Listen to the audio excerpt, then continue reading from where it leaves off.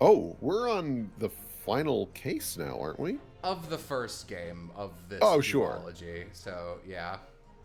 Ooh, wait. Spicy.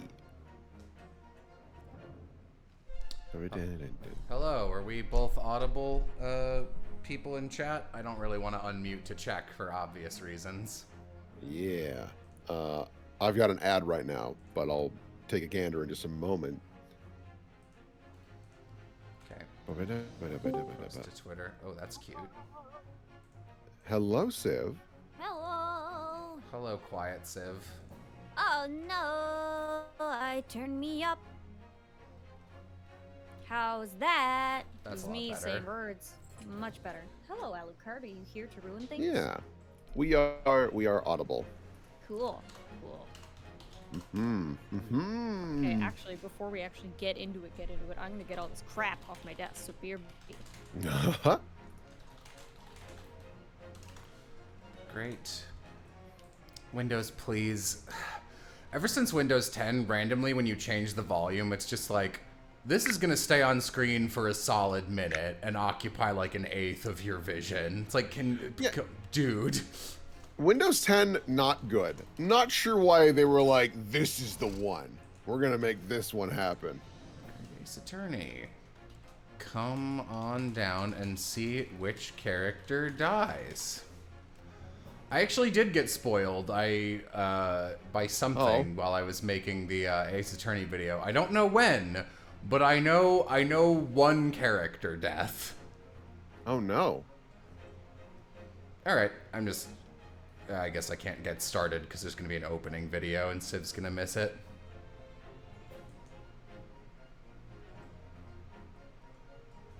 A lot better than Vista. I don't know. I don't have any problems with Vista. I had Vista and I was like, this is fine. I don't know. I've found that 10 just likes to break things just because. Yeah, it's a little wonky. Like, I ended up not being able to audition for something because Windows 10 fucked up all Focusrite drivers about an update ago, and I didn't know that until like 20 minutes before a recording time. Great. Oops. All right, Civ gets one more minute. Oh, Civ. Yeah. I actually, knock on wood, it doesn't happen. I've been getting blue screens pretty frequently with Windows 10. My graphics Like- look a little bit pixelated. That's actually just what it... Are you looking at the C and the S? That's just what it looks like for me. Probably fucking Windows 10. Probably fucking Windows 10. Fucking Phantom Thieves. Fucking Phantom Thieves. I shit myself. Fucking Phantom Thieves.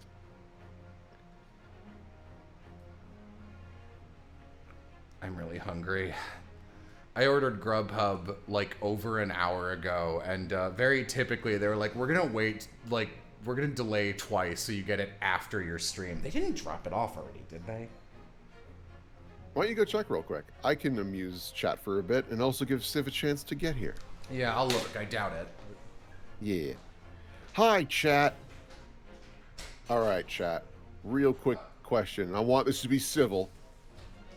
What's your favorite fried chicken place? Because I'm sure there's other local places, but the three I got in town right now, Popeyes, Kentucky Fried Chicken, and Raising Cane's. And I'm partial to Raising Cane's. Popeyes? That's kind of what I thought. Okay. KFC. A lot of KFCs. My mom's house. Moms don't count. Moms always make the best fried chicken. I'm vegan. Fair. Chicken is chicken. That's actually also fair. Yeah, honestly, it seems like a pretty decent spread. Chick-fil-A, that was not an option and is also wrong. Because they are bad people.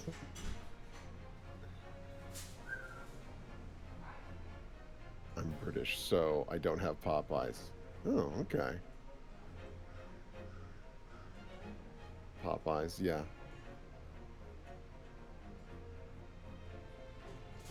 Yeah. Okay. Alucard stole my water, so I had to replace it. How did he steal it?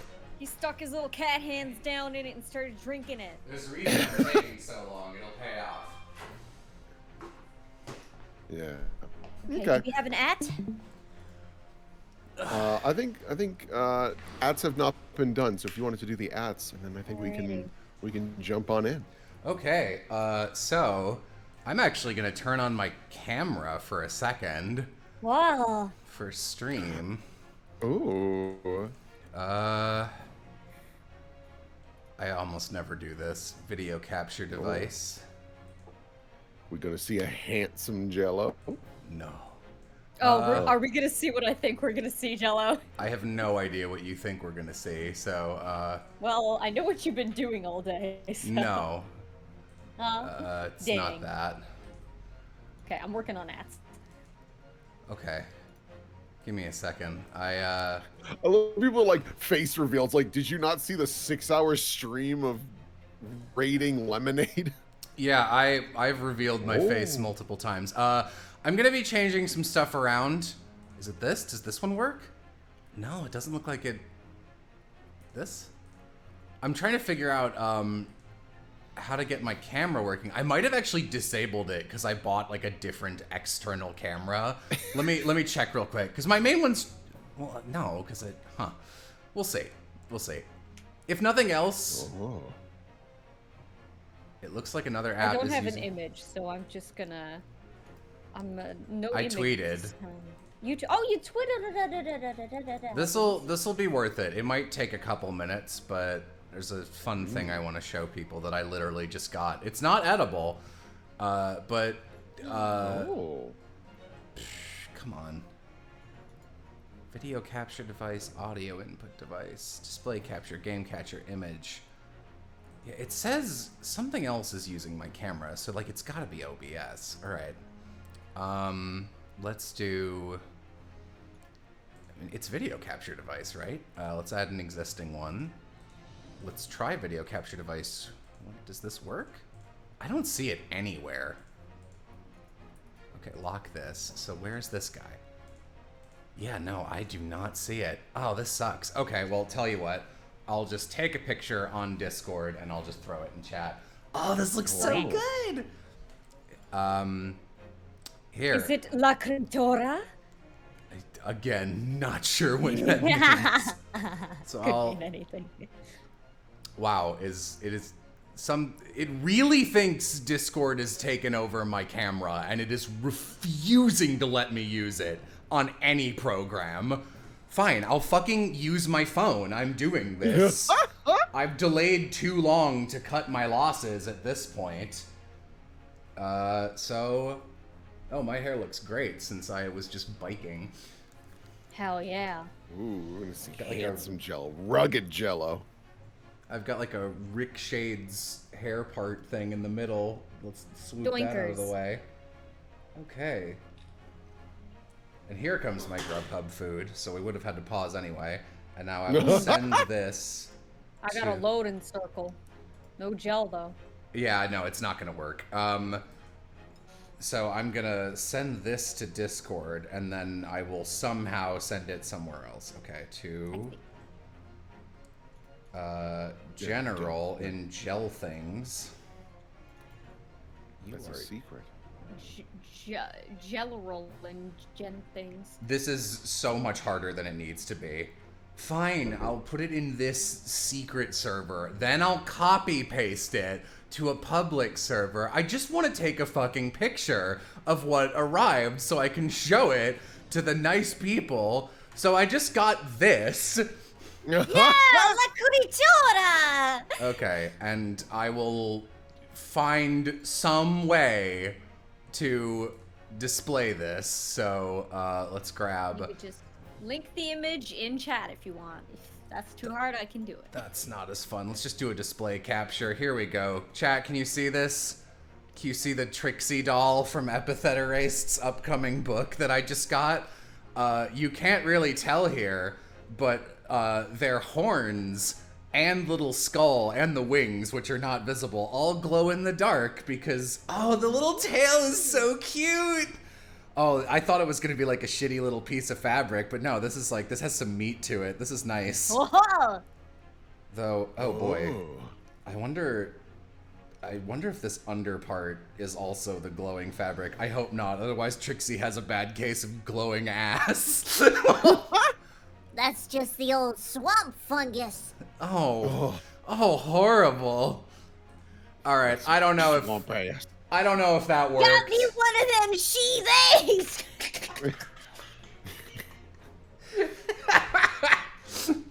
He-theys are alligators, she-theys are mushroom people. Yeah.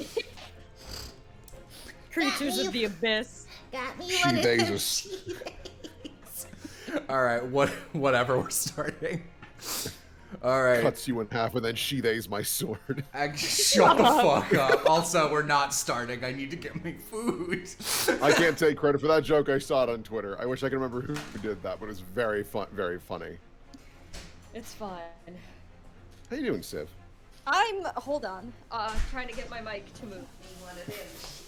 Am I like the only one that's Oh. ready? Yes, absolutely. So much Why the fuck is moisture on that the there? inside of this bag.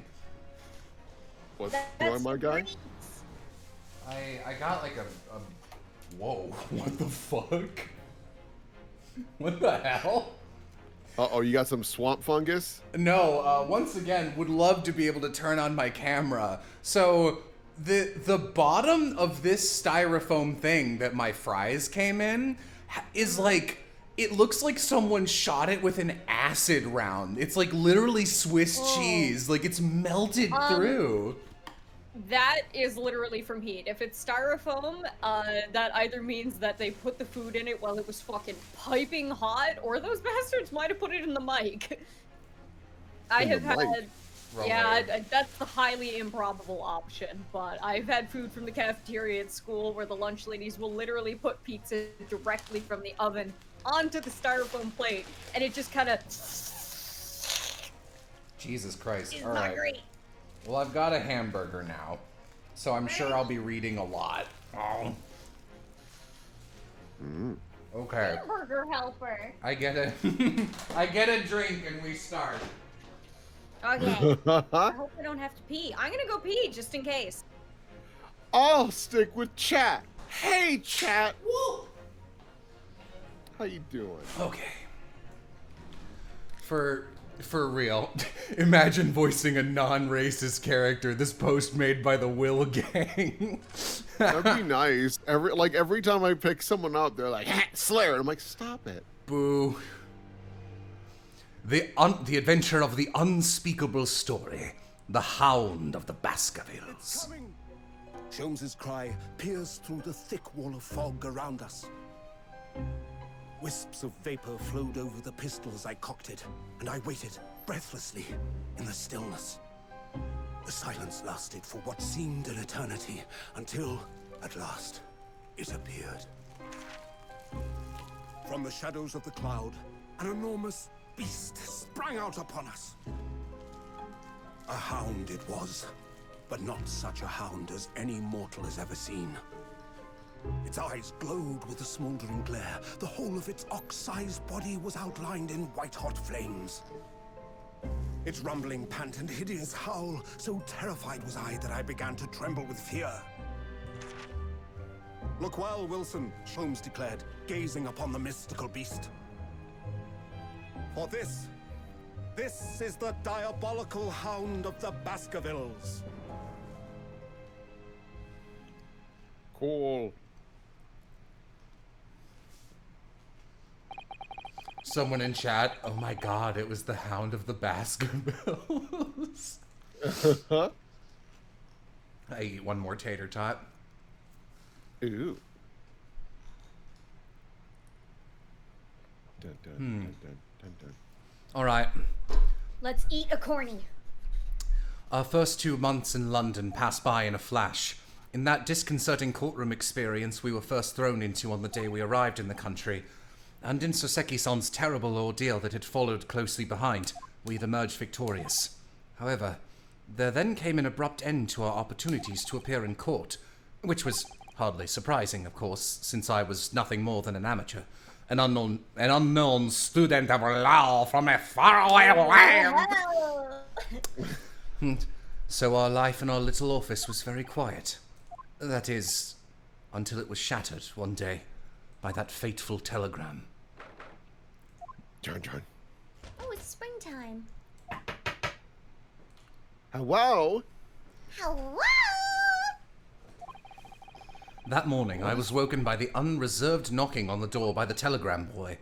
But after he'd gone, Susato-san's behavior became very obviously strange.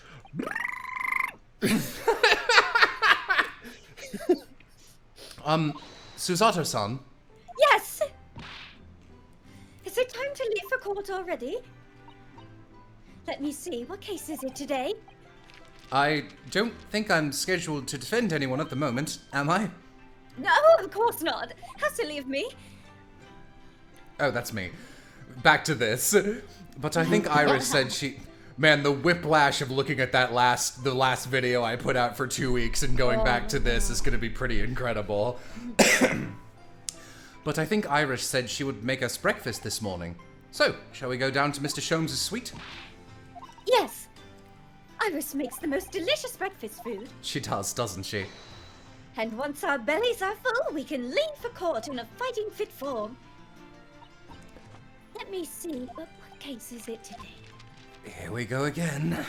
What is that weird, like, raspberry pirate man in the back? It's That's like a Daruma or whatever. Yeah, it's a Daruma. Oh, okay. That's what Darumaka's based after. Oh, okay. Hello, my friends. You're evicted. I see. Morning, Runa. Morning, Susie. So fucking cute. Good morning, Iris. Could you fucking stop that? Iris. What is it, Runa? What is that terrible noise? It sounds like a cat being strangled. Oh, yes. You noticed that, did you? He's so hot, though. Hurley isn't in the best form this morning, it seems. Will, would you like to play him today until Aram shows up, or should I do it? I mean, you seem to really like this boyo. How many opportunities do you get? All right. Hello. Hello, Mr. Schultz. Good morning. Oh, no. A good morning to die, perhaps. Has something happened, Mr. Sholmes? You look miserable, and the way you were playing the violin before. My analytical mind is dead. Music is dead. The world is dead. Someone also points out I shouldn't play him, otherwise he'll be racist. Damn this blanched existence! That's all it is, my dear fellow. Nothing of consequence. Okay. I'm afraid I don't understand. Well, Iris, isn't it time we ate? Some dry toast and insipid coffee for me, if it's not too much trouble. No. Momo! I'm Mau Mau. Oh, look, it's Wagahai? Wagahai. Good morning, boy. Oh, he's French. That must be some sort of tiny... What? That must be some kind of It's tiny... spelled it the French way. Tiny door for cats to use. Didn't catch that last bit. That's okay. Well then, everyone, time for breakfast. Oh, wonderful. Let me help you, Iris. It would indeed be a fine day to die. Oh, I knew You some get over yourself. fucking howl be like... Yeah, literally, yeah. I knew something seemed different today. Something's missing from Mr. Sholmes' desk. The wheels.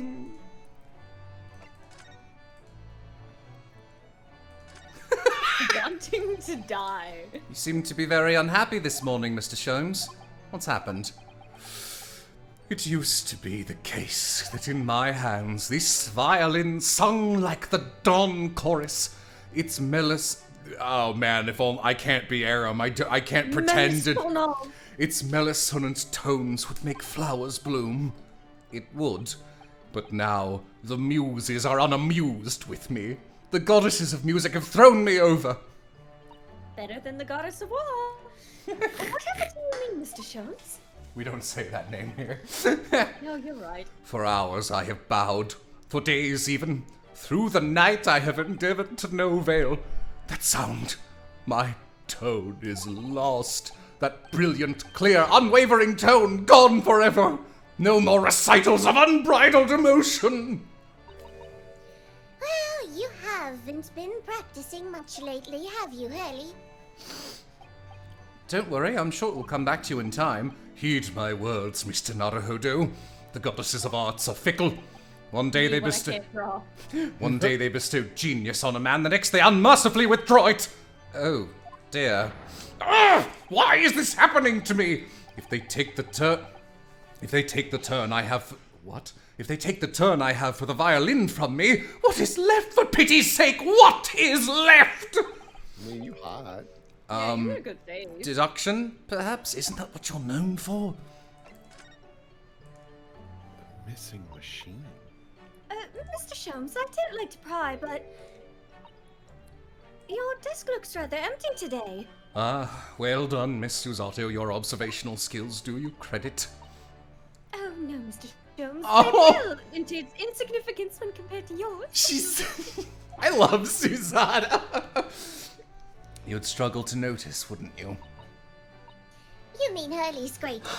An elitoscope? Oh Yeah. my gosh. That's at Winterbanks now. Sorry, it's at a windy bank? No, Winterbanks, the pawnbrokery. What? You mean you pawned that enormous machine of yours? It has some considerable value, you see. Quite undeservingly. But isn't it a very important machine for your work? I do wish you would consulted us if your situation had become so desperate. I should have gladly passed what little income I have to you. Dear madam, things are far from desperate. But the pawnbroker has your wonderful machine. How could it be anything but desperate? Making use of a pawnbrokery is quite ordinary here in London, I assure you. It is. It doesn't sound ordinary at all. It would seem that neither of you fully understand how pawnbroking works. Oh, what's to understand exactly? Woe! Woe becometh me! What did you mean when we said we didn't fully understand how pawnbroking works? To the people of London, pawnbrokeries are akin to banks. Thanks. On Mondays, merchants relinquish their finest jackets and trappings to their pawnbroker of choice. With the money they receive in return, they're able to trade happily through the week. And then on I read that as Sundays, oh no. And then on Saturdays, they go to recover their things using the money they've earned. I had no idea. This has been a fascinating lesson for us. Everyone does it, you see, especially people in inner London. And should they have money to spare, they would purchase another fine jacket. Not to wear, obviously, but to pawn, should the need arise. Oh, how ingenious! So, whenever we have something that's getting in the way, we leave it at the Winterbank, you see. A pawnbrokery can be thought of as an extremely secure vault. Who would have thought that even pawnbrokers are different here in Great Britain? Of course, you have to watch Hurley with it. Sometimes he pawns things he really shouldn't. Like me. It took me 2 weeks to get back here, it did. On me didn't tiny quite little catch that legs. What does it matter? The world is dead to me now. Oh, Haramfaru. Well, looks like there's nothing else to talk about. She's so Wow. cute. Look how fucking cute she is. She's great. So itty bitty. Chat made a good point. It would be we should look over their office just to like kind of see what they're like. Okay. Got a little stove in the middle of the room. They got a little Cozy. a Oh, it's a matcha tea, set. yeah, matcha maker thingy. There's a very bright blue file here. Ah, this must be the telegram. Let's see. No, you mustn't look at that! Not under any circumstances! Oh, your prediction might be right, Civ. All right, I won't. I don't remember what my prediction was, honestly. Regarding a certain character. We were talking about it the other day in text chat. Ah, yes. I'm sorry, Naruto-san, but you can be very mischievous at times. Then put the telegram away if you don't want people looking at it. Garlic. Oh, Satsuma! Got a little orange. What's this?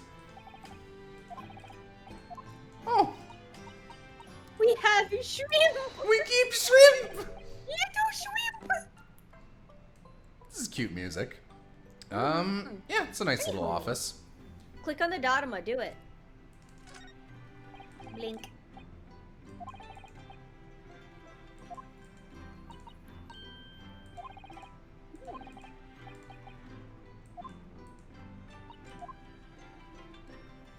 Oh, scales. People are saying to look at the shovel. The shovel. There's a shovel on the left. Over by the window, yeah. Oh. Oh. Ah. This is for digging, for tamping the earth after the bodies. Tamp. Shut up. Ugh, guys. You could have let us leave that one, I think. Looks at this, leaves. Yeah. Oh, okay. Alright.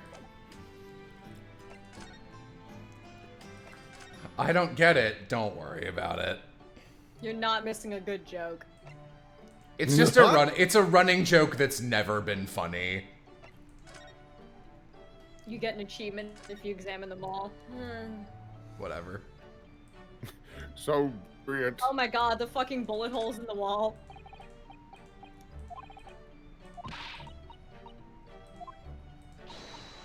Oh, dun dun. So... Dun, dun, dun. It's kind of insane how much more I like Susanoo than. Oh my Oh my goodness. god! Oh, she's so cute! My little girlie! I don't even think this would be a good move, but I would love her to be like the secret final boss of this duology, just because like what an aesthetic to be fighting against. Fucking... Oh, god. I adore her. She's so fucking cute. Mr. Natsume's cat seems to have settled into his new home then. Oh, yes, and I've become very attached to little Waggy. It would appear his previous owner is completely I read that as his previous owner is completely forgotten about him, and I'm like, oh, Hurley, your grammar. Oh, we got some pizza game dialogue here. Cats are unfeeling creatures. Their mews as empty as the hearts of the muses.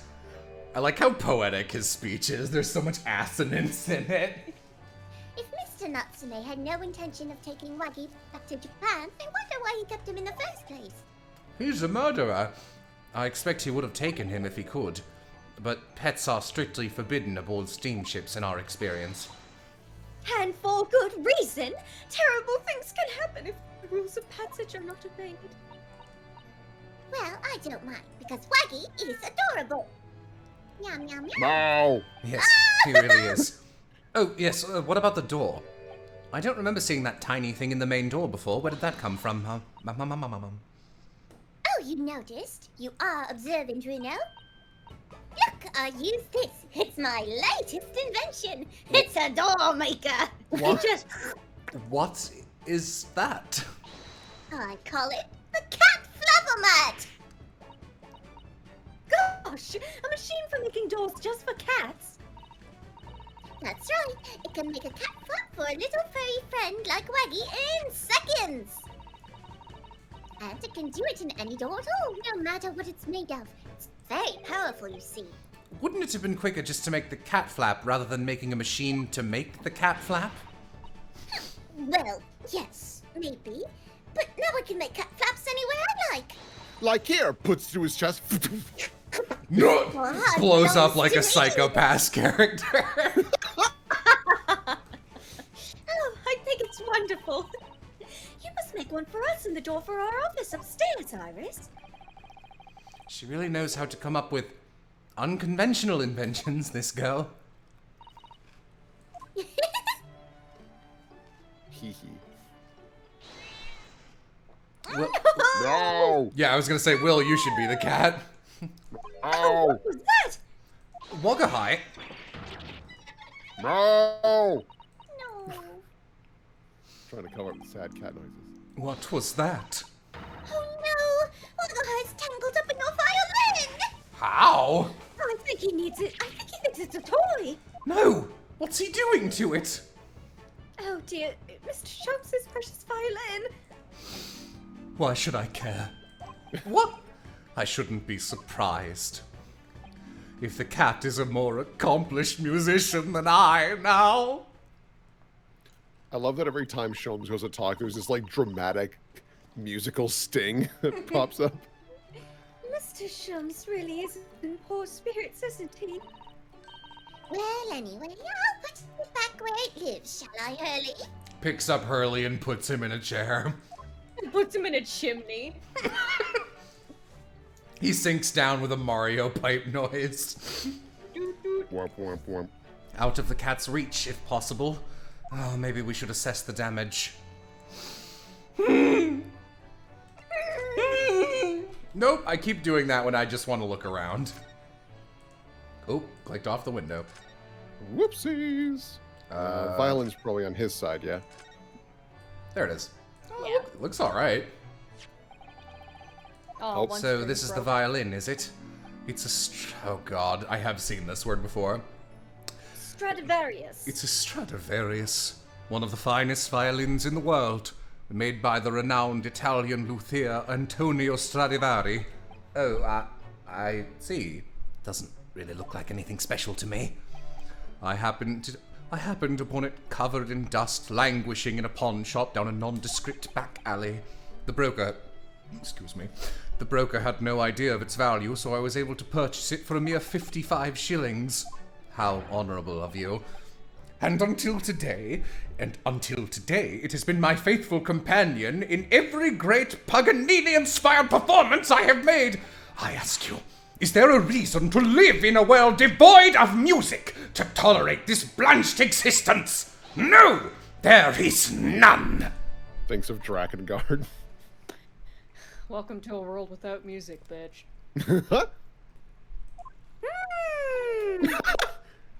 Mr. Shums? What, dear madame, what? My thoughts are preoccupied with fancies of release from this dull routine. Oh, just do some cocaine. Get over it. I do opium, not cocaine. And I'm out! What? No, I thought you did cocaine. I thought that... Nope. Well, I'm not a my God. barbarian. Well, it's about the violin. It looks very different to normal, don't you think? It's been stolen! Oh, alright, calm down, music.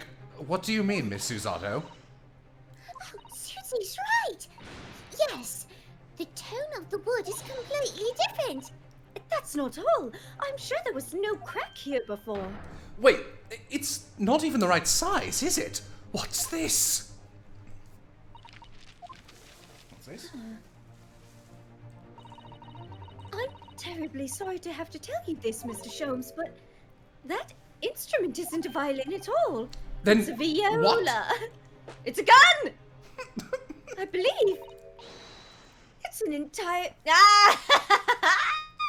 It's an entirely different instrument called a viola. What? Oh, Mr. Sholmes, are you all right? You're right! You are quite right! This isn't my faithful Stradivarius! So what, pray, is this piece of stringed flotsam? Not your faithful performing partner, then? Ah, I see what must have happened. You do, Iris. This is just a simple mix-up. Sounds like Iris might be able to tell us exactly what's happened if we ask her. Let me get my big bubblegum gun out. Die! Mix up. What did you mean by a mix-up, Iris? Well, you see, this viola, I mean, was at Winterbanks until last week. At the pawnbroker's? Not Mr. Sholmes' beloved musical partner. There is a proverb in the East, with which you are no doubt familiar, my dear fellows. Always let a beloved child travel. Yes, indeed. So you sent your beloved to the pawnbrokers in the hope that it would experience personal growth. Oh, what a wonderful idea. I've just noticed a comment in chat that Iris and Sholmes make the same poses. Oh, that's cute. Last week I pawned my great analytoscope in order to release my precious instrument. But it would appear Mr. Winterbank mistakenly furnished me with this tawdry fiddle instead. But my ears cannot be deceived by the hollow timbre of this piece of timber. I love the way he talks. He's written so well. No, but your every sense was deceived by the fact that it just had strings. Pshaw! A fine state of affairs this is. And as I always say, Mr. Naruhodo, never trust a pawnbroker. They will try to fiddle you every time. That was a very good joke, actually. But earlier you told us that you could think of a pawnbroker as an extremely secure vault. When the goddess told me she'd fiddle me, this is not what I expected. I hadn't the faintest clue. Come, Mr. Naruhodo. Dilly-dallying will get you nowhere. Now that he's happy again. Won't get you anywhere. Now that he's happy again, I get to imitate Aram doing him, which is fun. Sorry. Crunching your toast with that vacant aspect, fressing your coffee so obtusely. Are you not a little embarrassed by your own conduct, considering the urgency with which we are faced? We must go to the bank. Go! Precisely, Miss Susotto, without a moment's delay. But I haven't finished my bacon and eggs. My dear fellow, surely you do not still intend to crunch your bacon with an increasingly vacant aspect, to fress your egg ever more obtusely? All right, say no more. Let's go then. Please don't fess your egg in front of Iris. Don't worry. No, I'd be happy to heat it up for you again later. Oh, thank you, Iris. As it happens, I am rather curious to see what a British pawnbroker's looks like. All right, can we go? In chat, someone says his vest is too small for him. Shut up. Oh, I think it's just right. Though if you want, we could take it off. Oh my god, so much junk. Just looking around. It's literally right next door. This building looks like it's made of chocolate. It does. I want to crunch into it. Okay. Crunch. You can't just reheat bacon, you uncultured swine, let Rito eat it. They're British, what do you expect? You can absolutely reheat bacon. Oh, the little doggies. Oh, the one on the right's really sad. Hmm. Why do I have a viola? So this is a British pawnbrokery. Oh my! There are all sorts of tools and contraptions here that I've never laid eyes on before. Ah, Susato-san, and Look that's at all the shoes. and that spark of wonder in your eyes. You can't wait to scour the shelves, can you? I get the impression you enjoy places like this. Oh yes, I don't know why, but seeing such a lot of things I don't understand is a real thrill for me. I like to look at the Ace Attorney investigation game's writing. Just in my free time. I don't get it. It's wild. My dear fellows, let us not forget why we are here. Oh, Mr. Sholmes? We are calling on matters of business, not pleasure. Die, Susato! And clearly Mr. Sholmes means business too, judging from the spark of fury in his eyes. Will. Ah, Mr. Sholmes, sir. Welcome back. Did you hear that brazen welcome? Well, yes, we are potential customers after all. We are disgruntled customers, Mr. Naruhodo, and it's time to inform Mr. Winterbank of our ire. Come, the fight is afoot! The foot is a fight! Oh. I thought it was the fight is a game, or the foot is a fight. Oh. You look like a cornucopia extra, actually. Yeah, that's weird, yeah. Naturally, you will recall this, which I retrieved from you some days ago.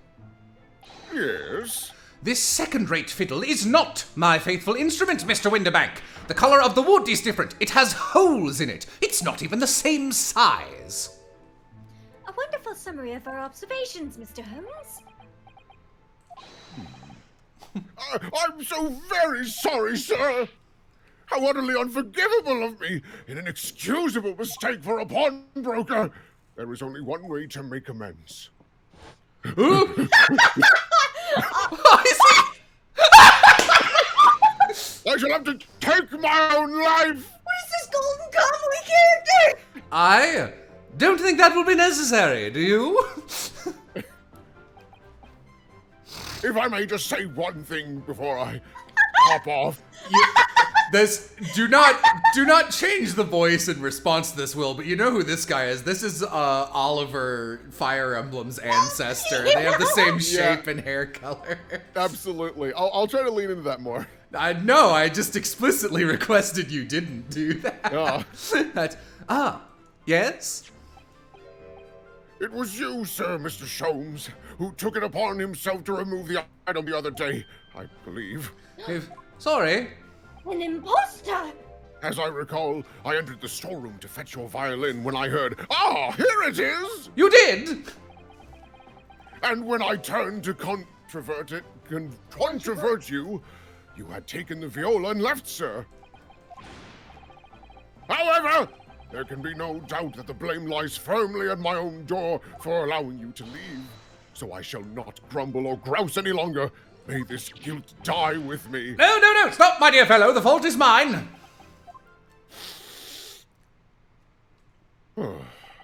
Maybe tomorrow. Phew. Wow. Okay. Jesus holy fucking Christ. It would appear that the fight is over. I do humbly apologize, Mr. Winterbank. Evidently, my questionable disposition precipitated this tragedy. Well, you wouldn't be Mr. Herlock Sholmes without that. Questionable disposition now, would you? I do believe you may be right, sir. It's either laugh or cry, I suppose. Bipolar. You are, it must be said, one of my more challenging customers. I needn't remind you of the peculiar collection of items you've brought through my door in the past. Oh? Peculiar items? In the extreme, ma'am, for example, the unpublished manuscript of an eponymous work, the novels of Herlock Sholmes, or some such. Oh my! A new full-fledged novel? And unpublished? A story I have yet to read, you mean? Oh, forgive me! Wait! Oh, this is going to get told very quickly. You must tell me more before you die! Wait, you're not going to stop me? It's your life. I must know more. Tell me everything! Wow, Susato-san is really fired up now. Is there really an unpublished story under this very roof? No.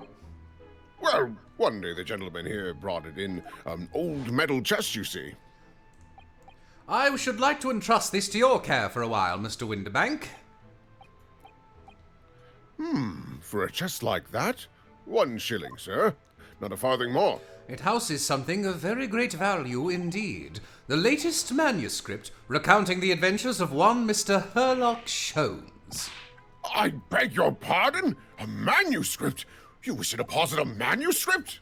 Indeed I do, for I am confident it will be quite safe here. And that was that. As such, Mr. Sholmes' latest tale of otherworldly mystery lies dormant in my storeroom. Mr. Sholmes, is that really true? Do I sense that someone doesn't want to talk about this? I continue to pay your fee, do I not? Then kindly continue to store my belongings securely. Of course, sir. Of course. They're safe and sound with me, I assure you. On my life! So is there any way we can color this joke like that gun is something else to make this funny somehow and make a better bit out of it? Banana phone. It's a telephone. Yes. Okay. Hello? This is all This very phone strange. goes directly to the writer's room. Do we have a new bit? Not yet, sir. We'll have to wait on it. Sorry. I wonder. I Can I wonder. ask you something? Nope, I wonder. Ah! I'm so sorry! Could I ask you something? What the fuck? Ah, a gentleman from the East, I see. Yes, that sable suit. I suppose I could offer you 6 pence for it. Without wishing to offend, the tone is somewhat dull. Sorry. Aha! But for your splendid attire, ma'am, 5 guineas no less. The colors are exquisite, the design exotic, Eastern artistry at its finest, may I say. Oh my, 5 guineas, you say? How interesting. Why do I feel as though I've suffered some sort of defeat here? Actually, I was hoping to ask you about your business. Oh, hold on just a moment. I hear my kitty cat jingle jangling quite violently. That's because Iris made another door in the front of this building. I've heard it said that pawnbrokeries are used rather like banks here in London. Yes, indeed, sir. Many of my customers utilize the establishment as you describe. I appraise their items and offer them a proportionate loan and 2 months of secure stowage. If, in that time, they repay the original sum to me, plus the agreed interest, their items are happily returned. But what happens if they don't pay you the money? Then the items are offered for sale in my shop, as you can see on the shelves behind me. It's an interesting system. That's an important chord. Don't do that. So you never sell the items before the 2 months has passed, then? That's right, ma'am. That's right. Which means some considerable responsibility rests on my shoulders. Should a customer's precious belongings be lost, the only recompense is for me to end it all! Okay, so I'm gonna shoot in the dark here and say that it was a timing mistake because they have a calendar right outside the door when you walk in here, and 2/3 of the people here are dumbasses, so. The very idea, Mr. Winterbank, is an absurdity. One should never talk of one's demise so casually, says the man who was telling us all it was a good day to die only this morning. Shut the hell up, and let us not forget that I have already helped you take measures to ensure such a tragedy never occurs. Oh, what sort of measures? I am his therapist. Oh no. What? I engineered a simple device which Mr. Winterbank has installed here in his shop. I call it the Red-Handed Recorder. Is that not so, Mr. Winterbank? What was that deep sigh about? What on earth is a red-handed recorder? Use your eyes, my dear fellow. There are 2 just below the ceiling. I can see what appears to be a camera attached to some sort of timing device. Very astute. It is indeed a camera, furnished with some 100 pieces of celluloid film. And every 30 minutes precisely, the camera automatically records the appearance of the shop. Fucking security cam. Here, I have an example I could show you. That's useful. Dog! Ah, yes, a print from the camera set to record the activity at the shop counter. I've developed a special type of film so sensitive it produces a crystal clear image even in darkness, in case you were about to ask. Really? And also in color. That's extraordinary. Yes, you can clearly see the counter and the door behind it. Look. Kitty cat. So you see, were someone to enter the premises with ill intent, his identity would be summarily exposed. I mean, If he happened to show up at exactly 30 minutes or remained longer than that time period. Long exposure photographs, don't worry about it. But did you not say that the photographic prints were taken at exactly 30-minute intervals? well, luckily, to take a photograph in the dark in this day and age, you need to keep the aperture open for 40 minutes. What? Indeed, as you say, my dear madame. Then what if the incident were to occur in between times? Shit, one could only say that would be a cruel twist of fate. Really betting it all on this pony, eh, bud? I must confess your devices have been giving me some cause for distress as of late. I beg your pardon, Mr. Winterbank. Surely they are anything but distressing. Reassuring is the word. Oops, sorry, it's the cost of the film, sir. You most graciously placed not 1 but 2 cameras in my shop, after all, which means I must pay for nigh on 100 utterly useless prints every single day. I'm afraid the cost of the film will break me before I'm very much older. Shit. Nevertheless, a small price to pay to ensure the safety of my preferred pawnbrokery. No? My dear fellows, We verge on an age where safety and security come at a price. Oh, heaven help us. Now then, Mr. Sholmes, allow me to return your... Oh. Allow me to That return... reminds me Yeah? in the Persona 5 Stiv when it was the shot of the whole cast and there was just a tiny doodle of Morgana like sitting in the middle of the frame. Yeah, that really got you. Now Oh, then, Mr. Sholmes. Oh, yeah. sorry, I think you read that. Ah, the Yeah. very thing. Thank you, Mr. Winterbank. Perhaps this might mark the end of the peculiar items you tried to pop, Because if anything were to happen to one of them, this would be the only answer. Calling the writing department for a different bit. This was exactly funny once. Hello, police. I really think you ought to stop waving that gun around. Someone could get hurt. Fear not. Sorry. I've not loaded a single bullet, so no one but myself could possibly be harmed. Oh, are you changing it on purpose? That's Not really what I meant. Good day to you then, Mr. Winterbank. It's been a pleasure as always, Mr. Sholmes. So, Mr. Naruhodo, now we can explore at last. great. Let's not talk to that man. Okay. Unfortunately, we will probably have to. Really? Yeah, it's that bit I think works exactly one time.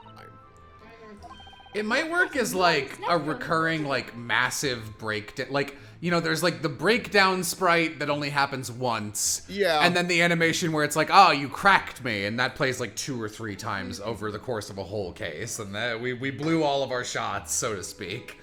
Yeah. I actually missed the Susato line. Oh, no, there wasn't one.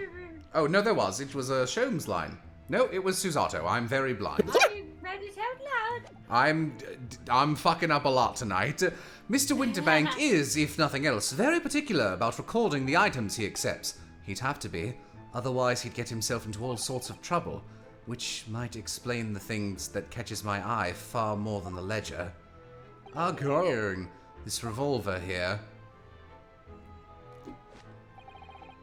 Do not entertain even a single thought of pilfering an article herein, my dear fellow. I assure you, Mr. Winterbank would not hesitate to draw that weapon with a speed belying his portly size. Oh, you don't mean he'd... Blow his brains out, indeed, in recompense for his blunder. What the fuck? Don't! Don't!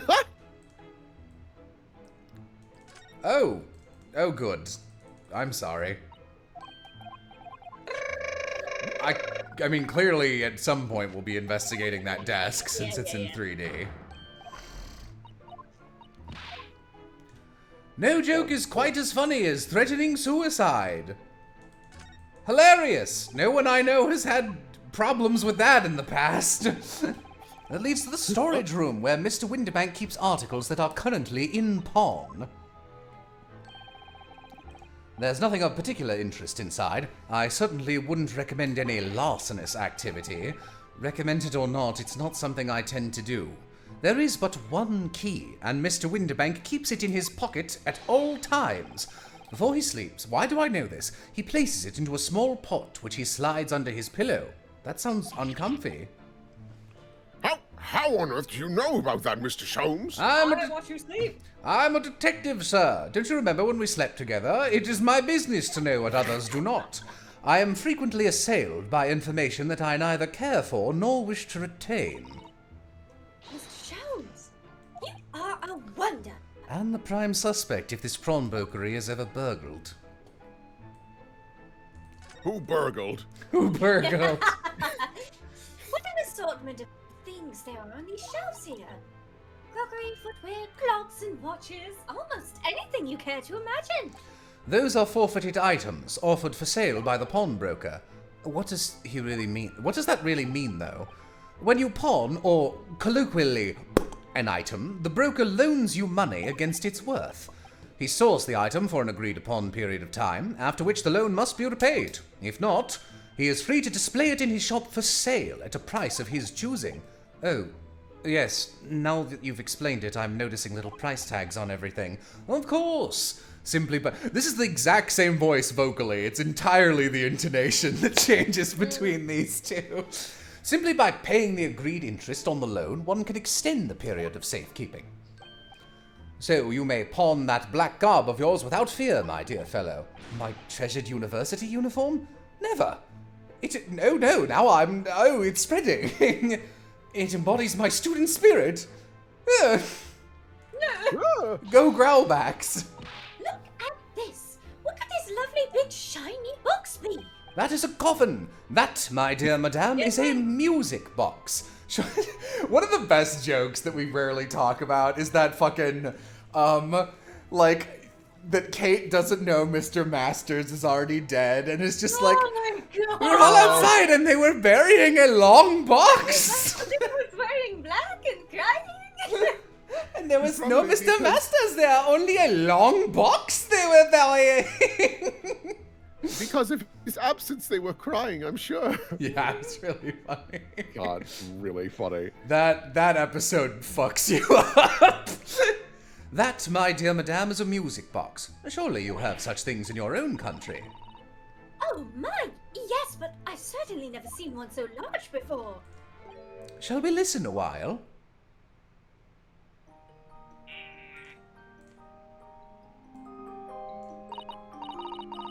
Oh, what a sublime sound.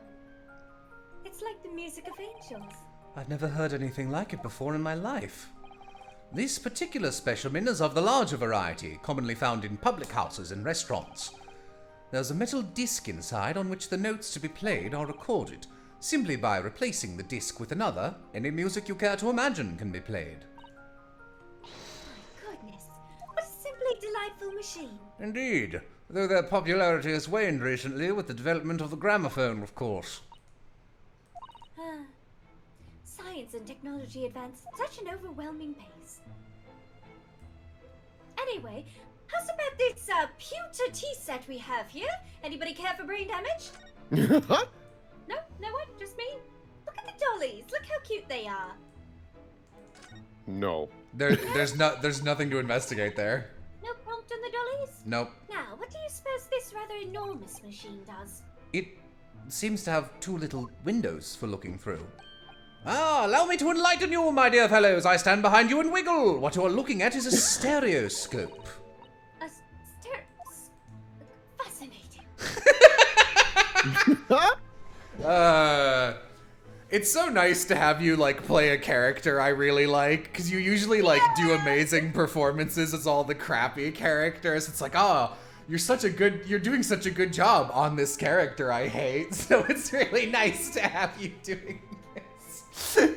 It is aptly named, I assure you. Look through the eyepieces and see for yourself.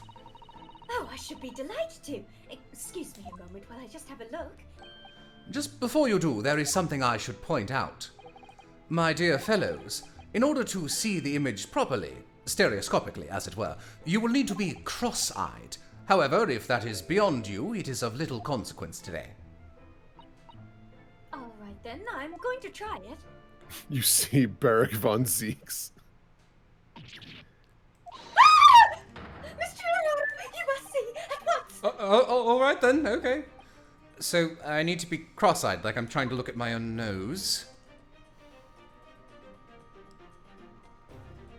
Oh, that's one of the jurors.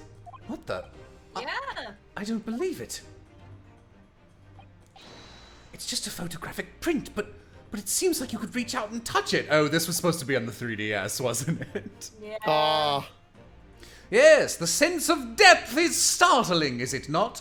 Stereoscopes are one of London's many fads. They are often found in little stalls in the park. People queue for hours to see them. Why? Why are people meddling with such black magic? It is no magic, my dear madam. It is, well, far too... magic. Far too complicated to explain at present. We shall save this lesson for another day. I see. Oh. Look at this. Whatever can it be used for? I would love it if, like, they gave the full description in the original Japanese and the translator was just like, oh, God, no, and cut it out. I have no idea.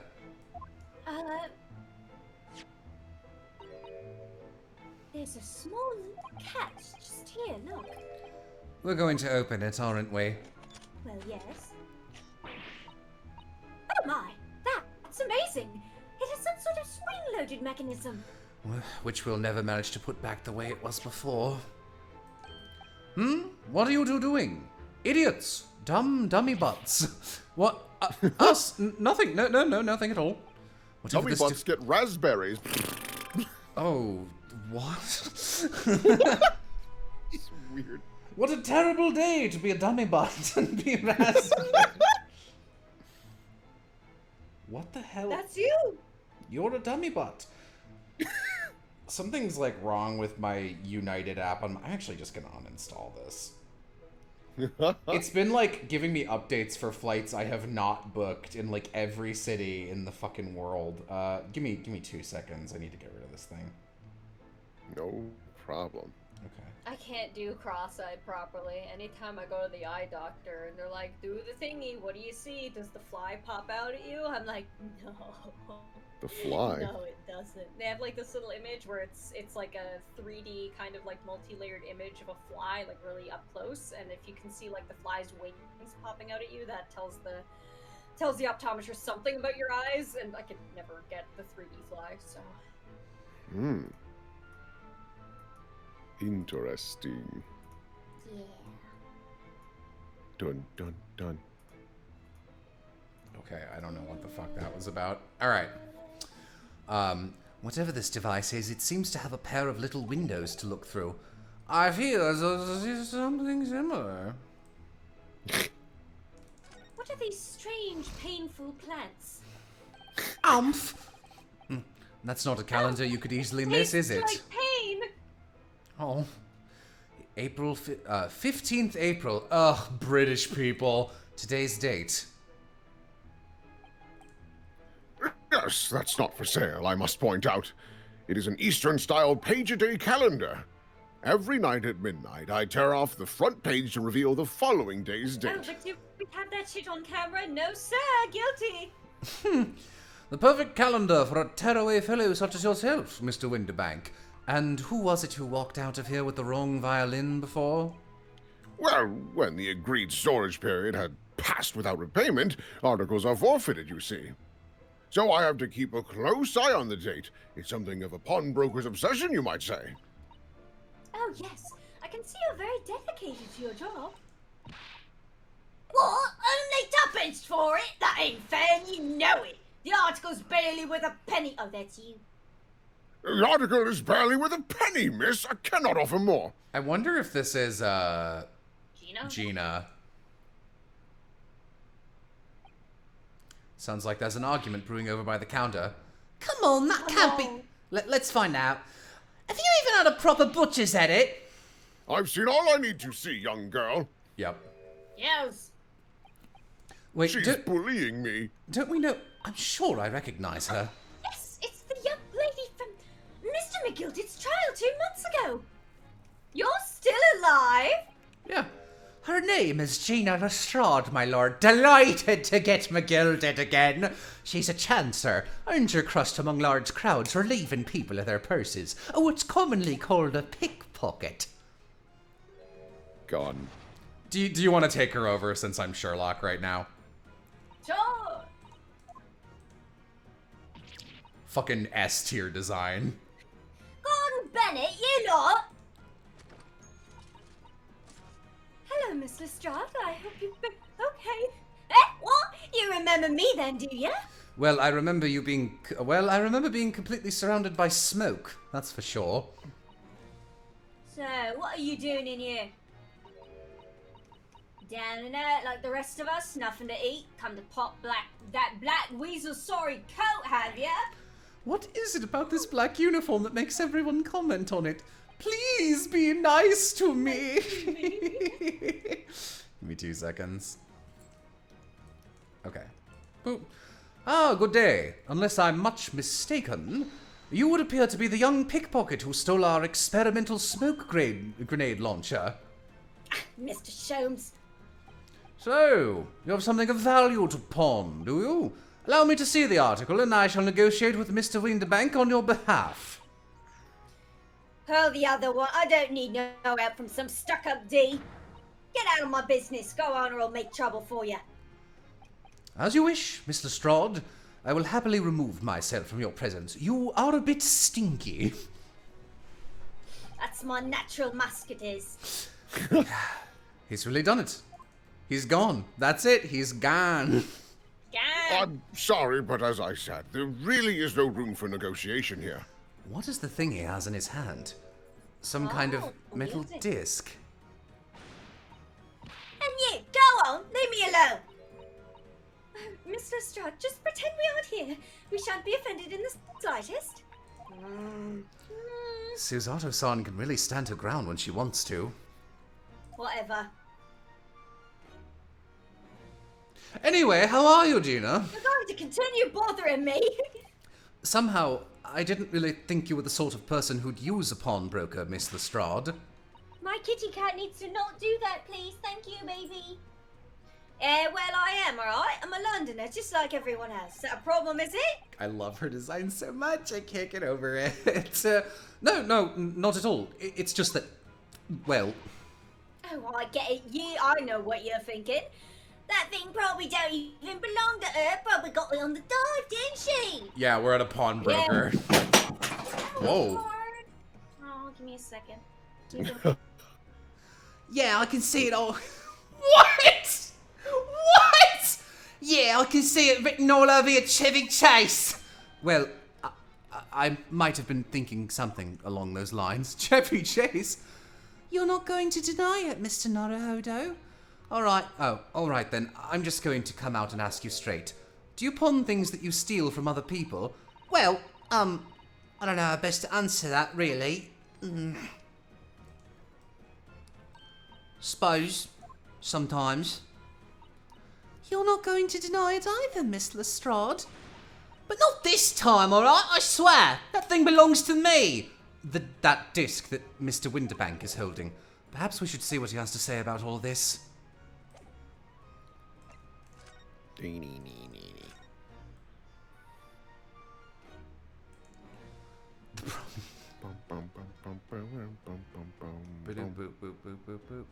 the fuck is a Chevy Chase? Yeah, sorry. Mr. Winterbank, what exactly is this metal disc that Miss Lestrade has brought in? It seems Sorry to have... about that. That's okay. It seems to have hundreds of tiny little bumps on its surface. Just like me. This is a music disc, you see, for use inside a music box. In a music box? What, you don't even know what a music box is? You Eastern lot ain't too savvy, eh? Hey, Will, maybe you should voice it.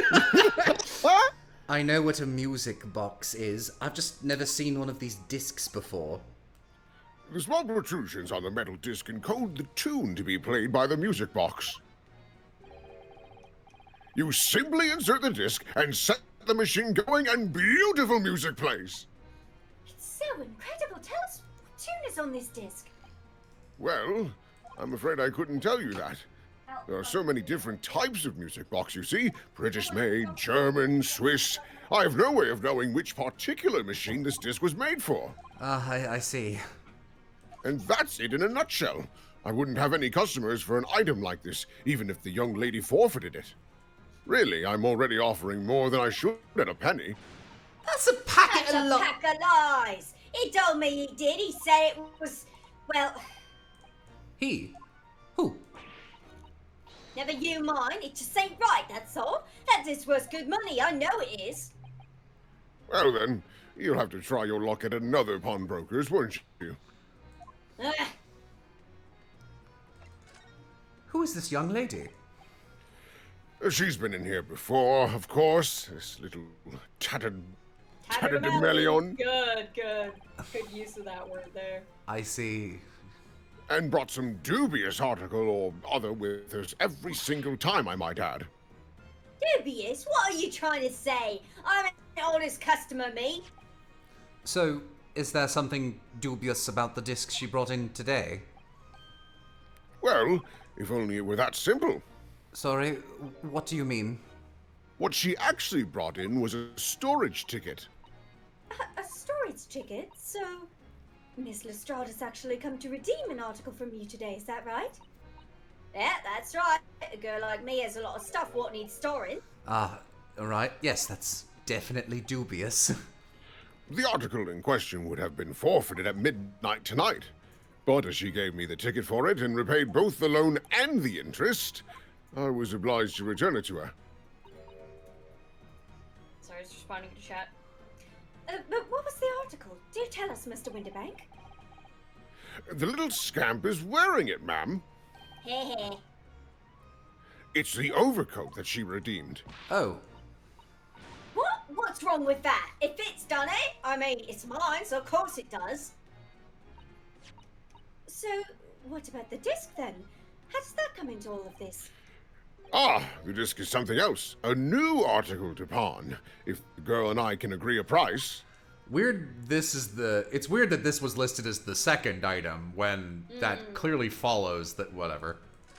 a disc? A disc in the fireplace? I'm confused. I thought you said that Miss Lestrade brought in a storage. Am I crazy? Didn't we already talk about this? Yes. Yes, He owed money. Oh, For this this coat. coding error. Maybe. No, I haven't said ragamuffin. No, I know. I know we're not repeating it. I mean, like, are we just fucking talking about the same shit? Okay, this is new. She went rifling through the pockets. Oh, you mean? What? Don't you know it's rude to stare at a lady? Ah, I see. She's a lady. What? Oh my goodness. So it came from the pocket of the overcoat, did it?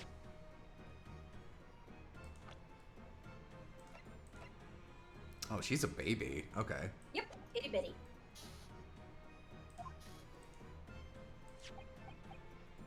If you mean this disc, then yes, exactly, ma'am.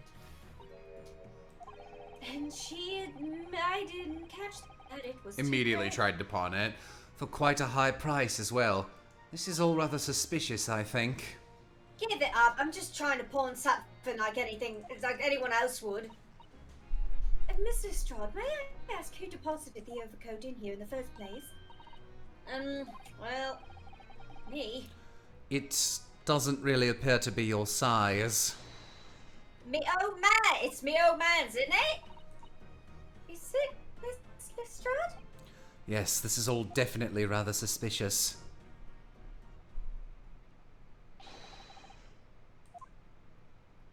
Who's? Oh wow. Okay. Oh, hello. Who? I mean, Will could use more characters. Would you like to be Sure. this man? Hold on. Please don't be racist. Please don't be racist. Yeah, that's the hope. I don't know. I don't know. Look at this guy. Who's this picture? Very English. Good luck, Will. I know you're great at accents. Who's this picture postcard English gentleman? Oh boy. Good day to you, ladies and gentlemen. What's your problem, eh? There is no problem, as long as you remove yourself. I have a matter to discuss with the proprietor. And if you intend to make a problem of it, I shall see you outside, little girl, for the hiding you deserve. What the fuck? Look, ain't it obvious I ain't done talking with him yet? If you think you're such a gent, you should have known to wait in line. Well, you are an impudent little brat, aren't you? As well as a pickpocket. Who are you? How do you know who I am? The question is, how do you not know who I am? You haven't the courtesy even to remember the faces of your victims, it seems. What? You mean from you? Broker? Yes, sir. I believe this filthy pickpocket thief has just redeemed an article from you, no? Yes. The article in question belongs to me. I demand for it to be returned at once. Oh my! Now that's a lie. What are you trying to pull? Give me back my overcoat, you wastrel. And needless to say, God. any music box discs too.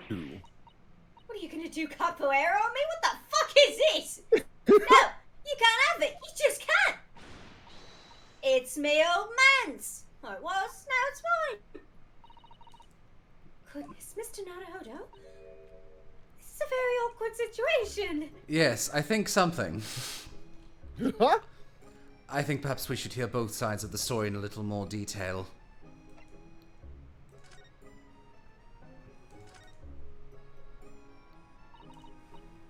Miss Lestrade, is what the gentleman is saying hello? You didn't even knock. What do you think? It's all lies, ain't it? Obviously. Yeah. I swear on my life, I ain't never laid eyes on that dandy before. Let's hear it now, you little ragamuffin. You stole it, didn't you? That ticket you brought in here just now? No, I swear it. I swear to God. It was barely an hour ago. I was walking along the street, minding my own business. Someone in chat, Yoshikage Kira wearing Zeppelin's hat. Sure is. When this little godling ran into me, I knew at once what had happened. I've been robbed yet again, I thought to myself. Those wretched pickpockets. Yet again, someone... Can Will do an exaggerated voice when this man poses? It would fit his smug aura, I think. That is Sure. up to Will. Oh yes, as you can see, I am a man of impeccable style. This isn't the first time that I've been targeted by these backslum scoundrels.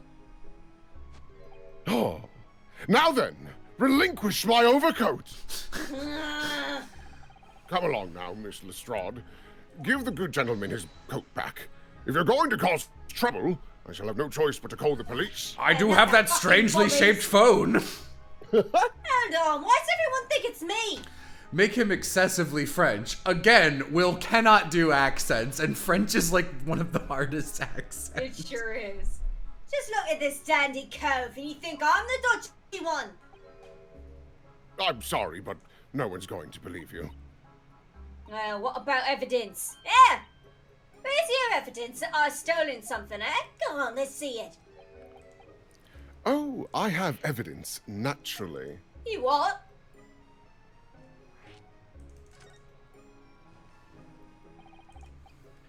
Oh, evidence that the article Miss Lestrade redeemed actually belongs to this gentleman. Of course, we only need consult Mr. Winterberg's ledger to know the truth. Amy forgot to close my fucking door. We'll be able to look up the name of the person who deposited the article in the first place. Yes! Brilliant! I'm very sorry, but I'm afraid that won't be possible. What? I never ask customers' names. That's a You strict dumb policy fucker. of mine. Well, I mean, at an elite... Alright, my name's Fancy British Pants. That's me. Now give me my shine. I mean, if you're going to like corner the crime clientele market, that makes you an excellent fence. But like, if you're trying to run a respectable fucking business, but why not? Well, now, as you can imagine, some of my customers have circumstances to consider. A great many of them prefer to maintain their anonymity. Hello, I'd like to pawn this giant replica elephant dildo. No questions asked, my good man. Gotta keep it safe until it's needed. I know the perfect place for that. Shut the hell up. I hate you guys. Can someone make like a supercut of every time we say something awful and Civ is just like, I'm gonna eat a house, or stop. My God, it's made of ivory. Incredible. Oh, No! that's so sad. But then how can you know if an article belongs to the person asking to redeem it? Oh, it's quite simple. I get it wrong. I don't. Good sir. Might I trouble you for the watchword associated with the article? It's mine. Of course. It's... Professor. Did someone call for me? Tiny Layton. We've got a probably lost back in time. Yes, that's right. And all the evidence we need. This gentleman is the rightful owner of the article, without doubt. A watchword. Interesting. So, about these watchwords, Mr. Winterbank. As I just explained, I never ask customers' names when they deposit items here. There are many reasons why certain customers would like to keep their activities secret. That wasn't exactly a subtle glance at Mr. Sholmes now, was it? Great detectives have no dark secrets, none at all! Oh, honey. Yes, well, anyway, that's why I always ask for a watchword whenever I accept a new article. In many ways, it's like the secret combination of numbers used to unlock a vault. The date of deposit, a description, and a watchword uniquely identify each item. And of course, then I give the storage ticket to the customer. When someone comes to redeem something, I ask for the ticket and the watchword. And if someone tells you the correct watchword, you return the article. That's right, sir, yes. Just as soon as the requisite fee is paid. And I have supplied you with the information you require already. But for the avoidance of doubt, the article in question is an overcoat deposited 2 months ago on February 15th. With a watchword of Professor. All perfectly correct information, sir. But how? Really? This is beyond a joke now. There is no further room for doubt. Ugh.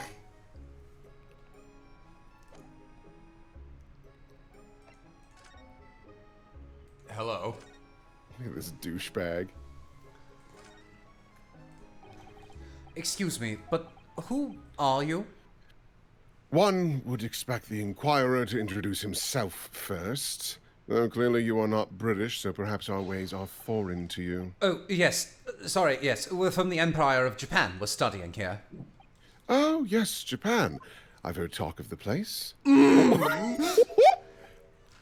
Its inhabitants live on some fiery brown-colored soup dressed up with exotic spices. You might be thinking of somewhere else. And what was that theatrical gesticulation about? Perhaps. Anyway, if you are a gentleman, sir, you offer your own name first, before inquiring after the name of another. Of course, yes. I'm Ryunosuke Naruhodo. I'm a lawyer. Well, a student of law, really. My name is Susato Mikotoba, and I'm Mr. Naruhodo's assistant.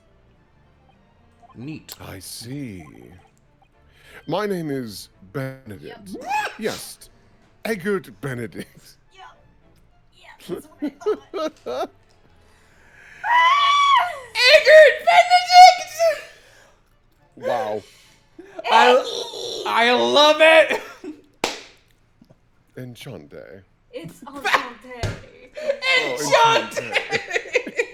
Isn't that platforming game with a genie? And so I think if he recurringly speaks French, can you please butcher it as badly as possible? Enchilada. He's so refined, Rumpelstiltskin. He's so refined in how he holds himself and how he speaks, but that name is suspicious. Now, to the matter at hand. Wait, hold on a second, Gov. Are you a fucking egg? My overcoat! Return it at once to someone with the style to carry it off. I need my shell. Every breath he takes, I can't stand watching him.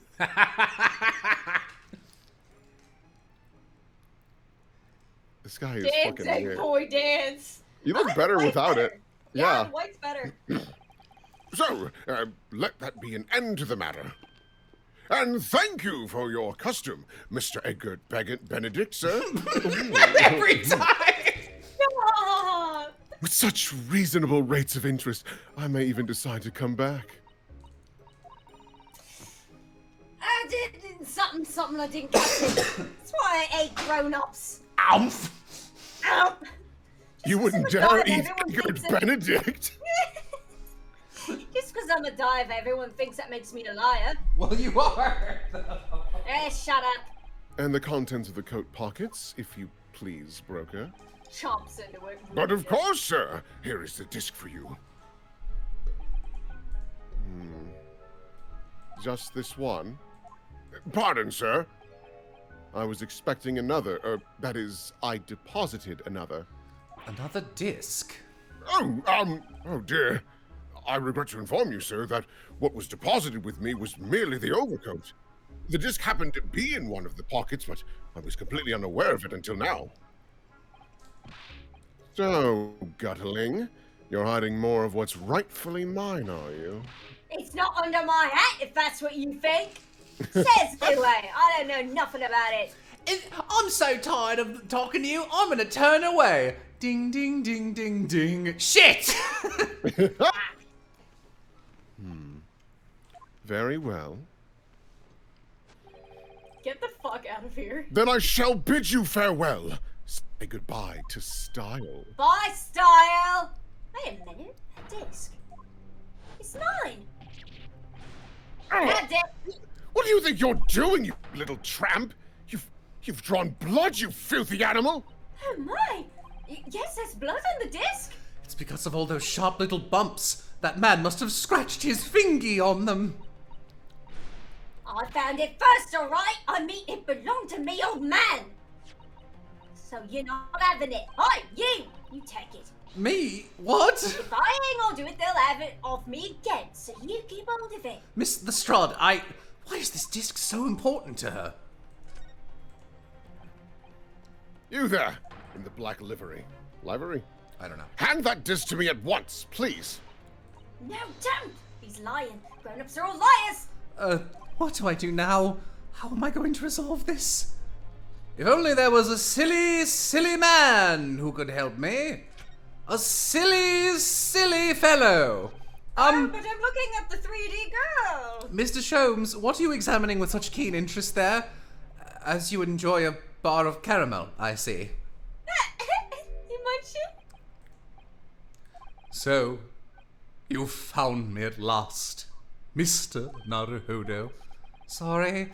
After that young pickpocket sent me on my way, I was forced to lurk in the shadows, cruelly ostracized as the rest of you partook in the jovial atmosphere of fellowship. I had nothing to occupy my mind, but was too ashamed to let society see what my downfall had done to me. So, feigning mock interest, I pretended to examine the tedious trinkets in this desolate place, while, as you shrewdly observed, gnawing on the only friend I have left, this 7% solution of caramel. What the fuck are you, me, after Amy hasn't responded in half a minute? Pray, do you claim to understand the depths of my despair, Mr. Naruhodo? But how could you? I was so lonely, so desperately lonely. Then why on earth didn't you rejoin the conversation? Things have gone from bad to worse here, you know. Yes, I overheard much of your conversation, or rather, in my craving for human contact, my ears devoured every word that was uttered. You really were sad, weren't you? Oh, Mr. Sholmes, I feel simply awful for you. Susato, please. It would seem that my inferences are correct. Oh, surely you're not about to tell us that you solved the entire case once again? My dear madam, sometimes I wonder, were my genius for deduction to be a commodity... How much could I pawn it for? It seems Mr. Sholmes had another of his flashes of inspiration, but who knows if it'll help resolve the situation between Miss Lestrade and the mysterious gentleman. What's the right thing to do here? It's weird that it's giving me a choice. I'm gonna talk to other people first. Yeah, probably a good idea. Because I feel like Gina's gonna run the fuck away or something. I don't know. If Mr. Sholmes starts on one of his wild, rambling deductions now, it could just fan the flames of this argument. I think it would be sensible to try something else. Mr. Naruhodo, what are you saying? The great detective has made one of his great deductions. He's sure to cut straight to the heart of the matter. That's what I'm worried about. We don't need any more cuts around here. Dear me, you seem decently agitated. Clearly I shall have to take the reins. Yes, please do, Mr. Sholmes. Oh my god. Looks like we're going to hear this deduction whether I like it or not. What? This might be the only flaw I have with this game. Why does it keep doing this? Yeah, it is Make me weird. feel bad. Because like that right there especially did make it seem like you needed to do a little more investigating. Bit late to examine stuff. What? What? Give me a second. Turning on a light. Boom, boom, boom, boom, boom, boom, boom, boom. And switching my clothes. Or, not clothes, chair. It is time to undress. As a treat. Clean off my desk a little. Little treat. Bum-ba-dum, bum-ba-dum.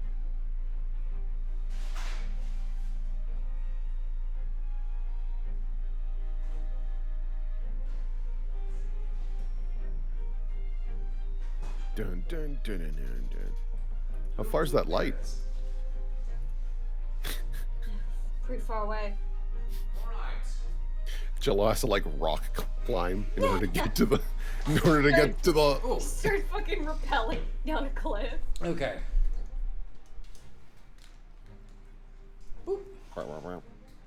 Also, I'm glad you enjoyed my Leomon joke. Tyga Butt, the 4Kids dub.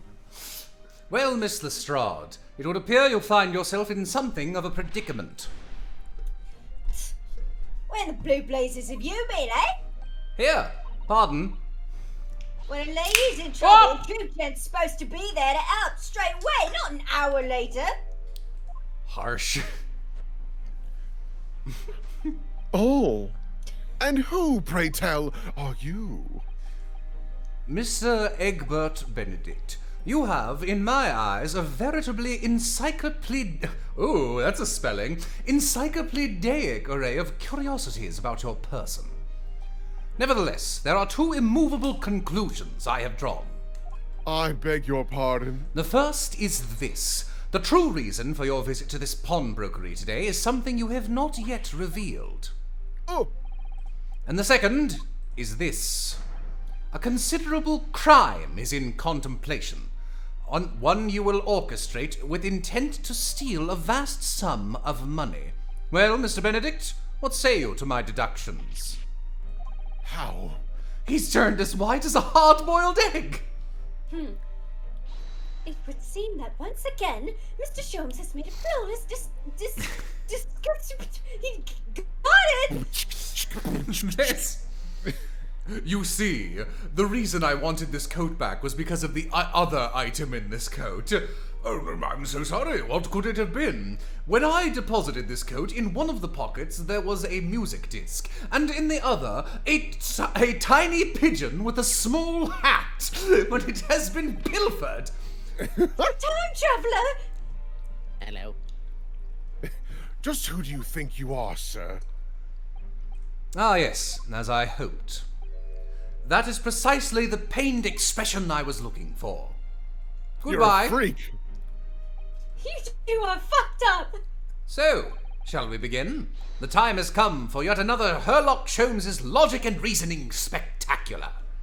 Dance, funny man, dance! The great deduction. The game is afoot. Yay! Mystery Man's aim. First of all, we must ask ourselves on what business you ventured to this pawnbrokery today. You claim to have followed this pickpocket here, having had the redemption tickets stolen from you on the street. Sorry, there's a comment in chat. It just says, the game is feet. But that is most certainly a lie. The real truth is something quite different. As revealed by that which you hold in your hand. Yes, what brought you to this shop in the first place is the staff recruitment flyer. The peeper of Peacer in your hand is a staff wanted advertisement from this very shop. Yet even the most unobservant would soon realize that a man of your appearance has no need of such employ. In other words, there is some ulterior motive for your actions.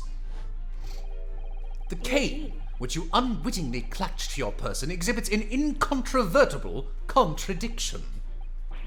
What utter rot! I've had this cane for years. The contradiction of which I speak is, of course, the missing ferrule. The end of any walking cane would be terminated with a metal ferrule to there it is. And yet, detailed analysis shows the wooden tip of this stick to be utterly bare. when you unzip for Sherlock Holmes, therefore, there is only one conclusion. The rod that you hold in your hand, which appears to be a walking cane, is in fact no cane at all. You recoil, sir. Is something wrong? And in your recoiling, you inadvertently facilitate the answer of the next conundrum to present itself. Namely, what is the truth beyond this rod you bear? Yes, your reaction betrays the truth. The handle, which you evidently would like to conceal, is the key to understanding this riddle, you see. From the moment I saw it, my suspicions were aroused. Now, what walking cane demands such a stout handle, mused I. I mean, that's pretty normal. But of course, I said, this is no walking cane. No, that rod is the broken handle of a shovel. What? Are you insane? And now, having determined this undeniable truth, the conclusion is clear. Your true motive for coming here was to take employment at this establishment in order to excavate the ground beneath the premises. What a calculated crime you have conceived, sir. A wickedly calculated crime. Oh no. Conclusion. Wrong. I wonder if it's... Hold on. I'm gonna check something. I'm gonna Google something before I talk out of my ass. Great. Crime. You're great at crime. Yes, great at crime. You shuffle, scam, skedaddle. Now, Mr. Benedict, let us continue. For we must expose the details of this elaborate crime you have in the planning. This is utterly absurd. You suggest that I, a gentleman, intend to excavate the ground beneath this pawnbrokery with a broken shovel. What on earth do you propose I could expect to find there? Ooh. Some long-forgotten treasure, I suppose. Save for such a fanciful theory, what possible reason could I have to do as you say? Oh, there is, but there is ample reason. Much like your ample bosom, as you are only too well aware, Mr. Benedict. On your furtive glance, something. What? Let us I didn't see it either. Let us consider what would motivate a man to infiltrate a shop such as this and covertly dig beneath its floor. So I'm trying to figure out if his belt buckle is supposed to be a horseshoe or the symbol for Omega. Because it's kind of like out of place with the rest of his outfit. The answer is revealed by the council notice on the counter to which your eyes were inadvertently drawn. This letter gives notice of public works to be carried out in the local area. And according to the enclosed plan for the upcoming sewage works, beneath this shop runs a sewer that adjoins another, one that runs under the bank on the opposite side of the road. This madness has entered the sewers now, has it? By excavating the ground beneath our feet, you would gain access to the waterway that flows in the very close proximity to the great vault of the financial institution opposite. What are you... In summary, sir, you devised a master plan to pull off an elaborate bank robbery by dint of the underground tunnels. Master plan? Which brings us at last to the final chapter of this tired scheme? Didn't read it. With what plunder did the thief hope to make off from that underground vault of the bank? Probably money, Holmes. Are you quite serious? Having consulted with Scotland Yard some days ago, I happen to know the answer. But naturally, the answer is no secret to you, is it, Mr. Benedict? I have no idea what you're talking about. Allow me to present a rather interesting piece of evidence. You see, this picture postcard tells us all we need to know. I love the World Fair. A postcard of the Great Exhibition? I'm afraid you're quite lost me. You're quite... I'm me lost now, too. Strong. Egg Benedict is having a cooked. They both have a stroke. Oh my. Gina takes all their money and leaves. Currently, in the final stages of preparation, the Great Exhibition will soon be underway, and the government has provided extra funds to complete its centerpiece, the Crystal Tower. Funds that currently sit in the vault of the bank on the other side of this road. Pardon? Yes, the considerable crime you have been contemplating is the theft of that which sits in the vault of that bank. The special reserve funds for the great exhibition. Of course, that is top secret police information, so please keep it under your hat. Conclusion.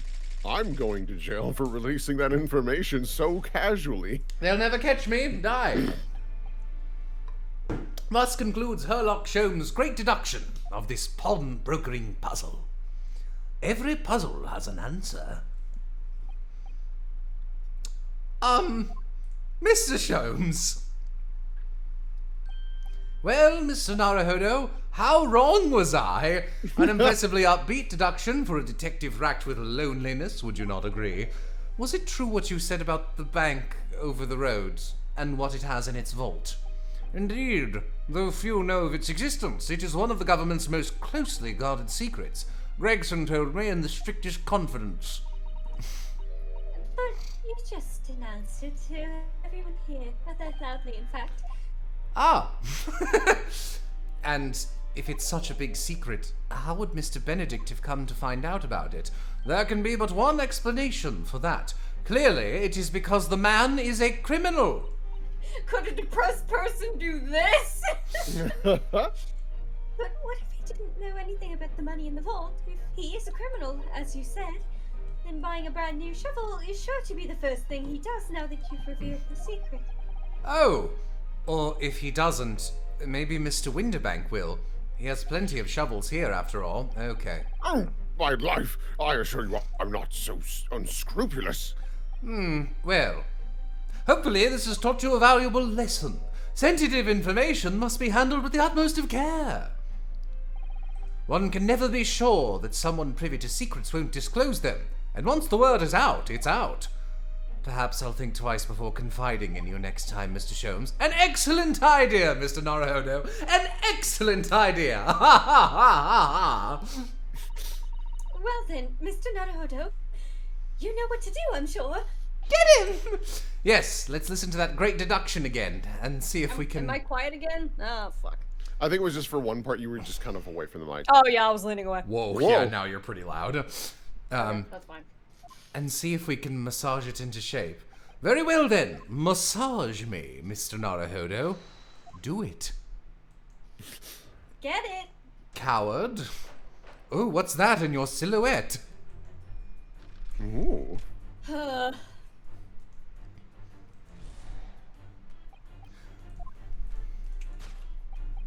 Dun, dun, dun, dun, dun, dun, dun. Playing. What that?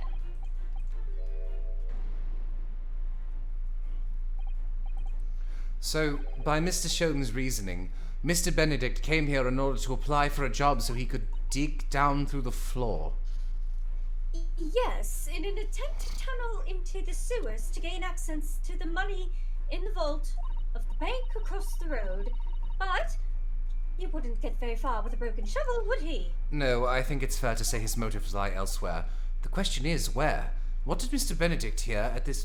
what did bring Mr. Benedict here at this particular point in time? Benedict! Stylish hat. Oh, the little drawing of Gina on the back of it. On the back of the paper.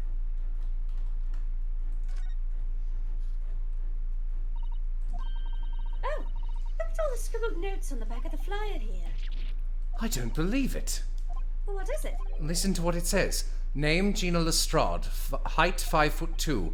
Green cap, scruffy waistcoat, grubby white shirt, blue satchel, ragged. It's a detailed description of Miss Lestrade. Goodness. There's even a sketch of her, hat and all. Although if he showed it to her, she'd fire that smoke grenade launcher in his face for sure. And look, the details of the shop have been written down here too as well. Winterbank's Pawnbrokery, Baker Street. Redemption deadline, 15th of April. Which is today's date. Why would Mr. Benedict have all that information scrawled on the back of that piece of paper? Take that! Take that!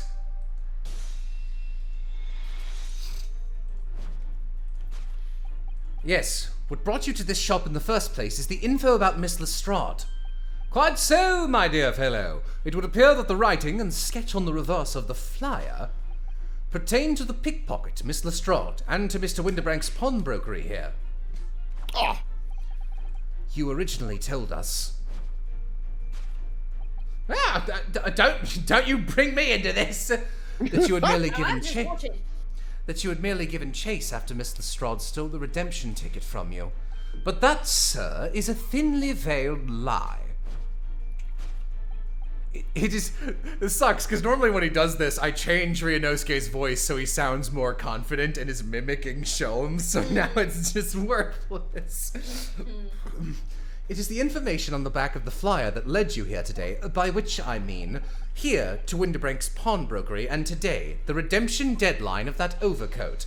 So, you waited outside for the young girl matching the description you have written down to arrive. And you have gone to some lengths to hide the reason for your pursuit of Miss Lestrade. In other words, there is some ulterior motive for your actions. The cane which you... Okay. What utter rot. Nope, wrong. What's a ferrule? It's the metal cap commonly found on the end of a cane, Mr. Naruhodo. Ah, the bit that makes the nice clacking sound on the pavement. Yes, exactly. And Mr. Sholmes is right. It appears to be missing on this cane. But it doesn't actually look broken, does it? No, it doesn't. Though the gentleman certainly did recoil when Mr. Sholmes identified the cane as suspicious. In other words, there could be a secret about this I cane. think that the handle of it is a wind key for a music box. I think it's just that this is the wrong letters. It's not his name. Yeah. Look here, Miss Susato, there are some letters on the handle. Ah, yes, that's mostly those initials. In the West, it's customary for people to engrave their belongings with the first letters of their names. So, Herlock Sholmes would be HS, you mean? And mine would be RS! Huh? Oh, what? Oh, fuck. Stop. Oh, and the initials on this cane, obviously. Oh. AG? Why does it feel as though that's not quite right? I wonder. Take that! Hits him with the head of the cane. Ah! See, it's wrong! The contradiction of which I speak is, of course, the initialing. A most astute observation, wouldn't you say, Mr. Egbert Benedict? It's Eggert. Whatever. We are led to believe, sir, that your initials are EB. Yet, in a most possessive manner, you have in your grasp a cane bearing the initials AG. An incontrovertible contradiction indeed, would you not agree? No, you're wrong. This cane isn't... You said that, you said before that you'd had that cane for years. So don't try to tell us that you just borrowed it from a friend or found it in the park. In short... In chat, it's Eggert with an A. Though you... Benedict with a G. Benedict. Benedict. Though you hold yourself to be a gentleman, you have withheld your true name. Give it to me, and as a fey creature, I will have power over you. No. Your recoil, sir. Is something wrong? And in your recoiling, you inadvertently facilitate the answer of the next conundrum to present itself, sir. Namely, what is the truth behind this rod you bear? My millennium rod. Yes, your reaction betrays the truth. The handle, which you evidently would like to consider, it's wrong, incorrect. Let's consider the bare bones of what's happening here. Miss Lestrade redeemed that fine-looking overcoat. And now a mysterious man has appeared, introducing himself with a fake name and claiming that overcoat belongs to him. But we know that he actually identified Miss Lestrade from a written description, which suggests that everything he's told us is untrue. So what we need to do here is somehow prove that the overcoat cannot possibly belong to him. It don't got your initials written on it. Oh. Because it doesn't fit him. Yep. Oh! The seam on the shoulder there is coming apart, I think. Do you know, a moment ago when Mr. Benedict was surprised by something, that he said, I thought I heard him make a rather strange noise. It sounded a bit like a tiny growl. And now I think it was probably the sound of his seam ripping open. If you look closely, it does seem to be a very tight fit. The sleeves are stretched to bursting, and he wouldn't have a hope of fastening it at the front. If you were to run around in it, I'm sure the whole thing would fall apart. That I'd like to see. Sorry. So how can we make Mr. Benedict run around? She's really giving this some thought. Get it, girl. Get it, Susato!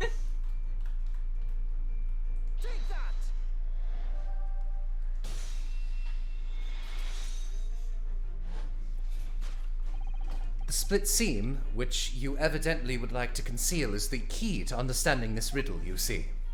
Yes, because the overcoat is rather obviously a poor fit. Having forced it over your broad shoulders, the seam is already breaking apart. I'm here too. My suspicions were aroused from the outset. When you so boldly lied about your name and so boldly waylaid this man, the localization on him is just so fun. Very fun. This catalogue of untruths has all been for one very specific purpose. To steal the article that the young girl redeemed from Mr. Windibank. Oh! But what really irks me is this. The considerable crime I initially imagined has been considerably curtailed. Who am I going to blame my ridiculous findings on now? Hello, Gina! And what?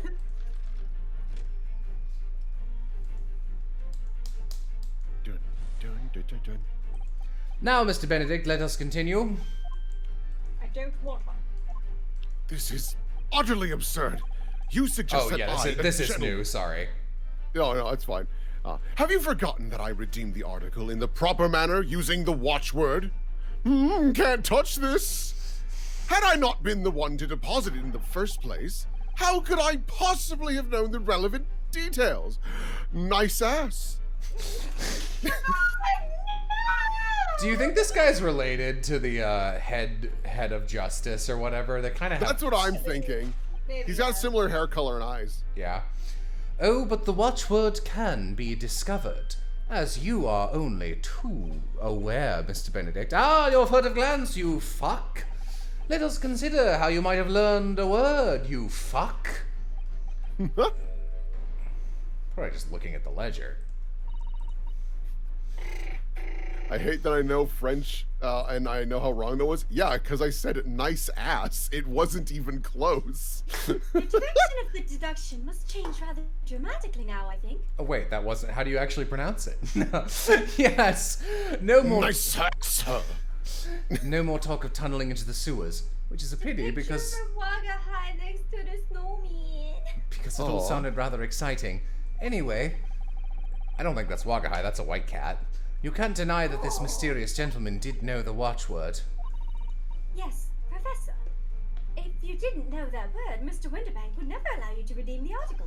Maybe get a little closer to your mic, Civ. Okay, fine. Or looking at it another way, if you did know that word, Mr. Winterbank would allow you to redeem the article whether it was yours or not. So the question is, could this gentleman have found out the watchword somehow?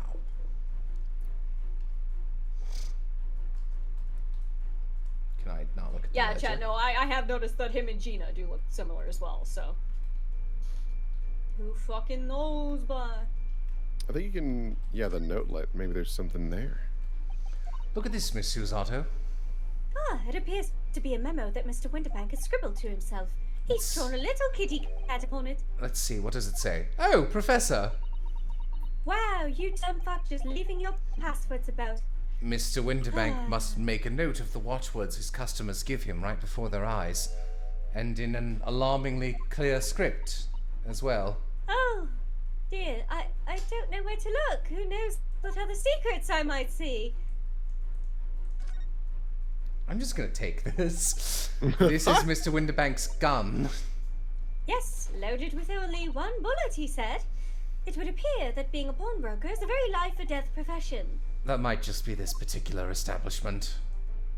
I'm gonna look what else is here. Ooh, old lamp. This looks to be quite an old lamp. but it's obviously been well looked after, and there's oil in it too. In other words, it's still in use. Yes, it would appear so. But as for how it could be related to Mr. Benedict knowing the watchword for the pawned article, I have no idea. That makes two of us. Kitty cat. Oh, God, the camera movement in this is like insanely awkward. I mean, all right, I guess it's just the notelet. Yeah. Take that!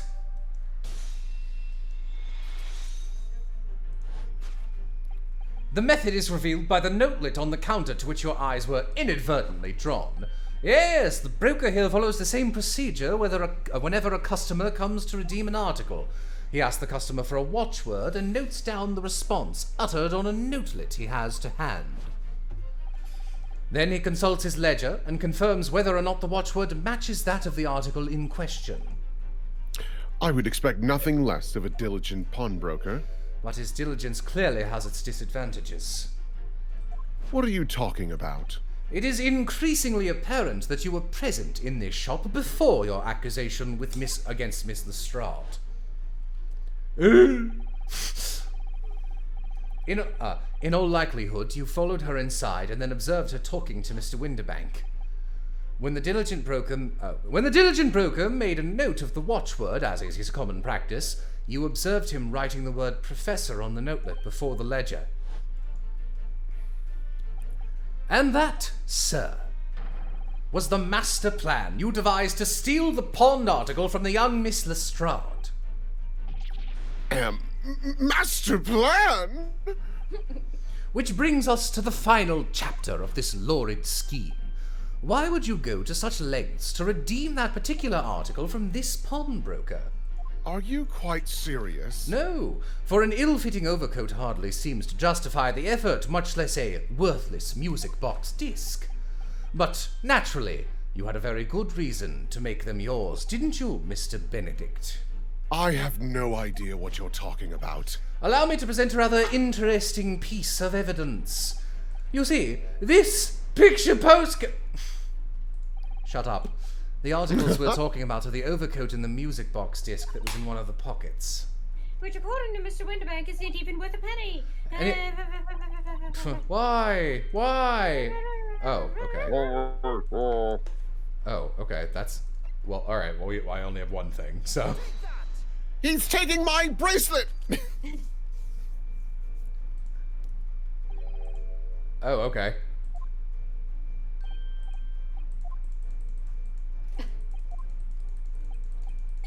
I guess I need to look around more first. Huh. You have to examine it, motherfucker, guys. I hate that. Whoa. Oh no. Yeah, it says Mr. McGilded.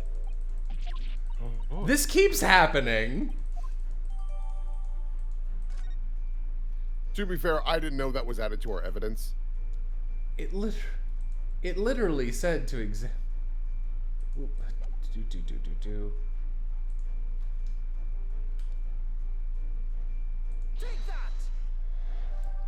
First rule of Ace Attorney is first rule, examine everything. I literally every time I do, it's when I don't need to do it. I don't know. You see, this music box disc tells us all we need to know. Oh, oops. Okay. I still think it's dumb. What's that on the back? It reads, for McGilded.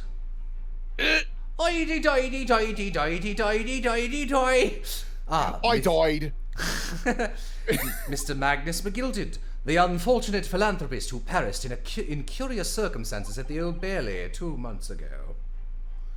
A prominent man in London, though his loan-mongering demonstrated his lack of scruple. Oh, I'm gonna skip every text. Damn, why does nothing make sense? Shut the fuck up, you asshole! I'm skipping the text because in this specific, minigame, it shows you the same text from Sholmes until you get the different text at the contradiction. That's why. Don't be catty, you fuck. I'm petty, I'll ban you. Mr. McGilded was a man of unusually small stature, in fact. He was precisely the right size for that overcoat that you've squeezed yourself into. Your true identity remains shrouded in mystery, Mr. Egbert Benedict. But the final conclusion here is crystal clear. The reason you came to this pawnbrokery today... Yeah, also, I read everything.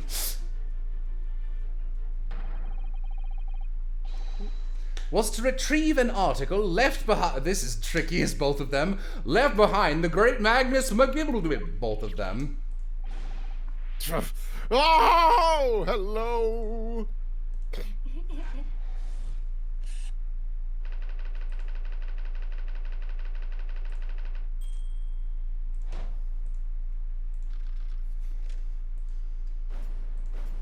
Deduction done.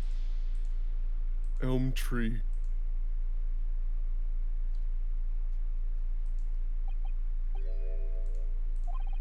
Well, something about Magnus McGilded. Blah, blah, blah, blah, blah. Yes, well, Mr. Magnus McGilded. Not a name I expected to hear in these circumstances. Mr. Sholmes, I'm afraid there's something very troubling on my mind. Pray tell, Miss Susato. Well, according to what Mr. Winterbank told us earlier, today was the final day on which the coat could have been redeemed, was it not?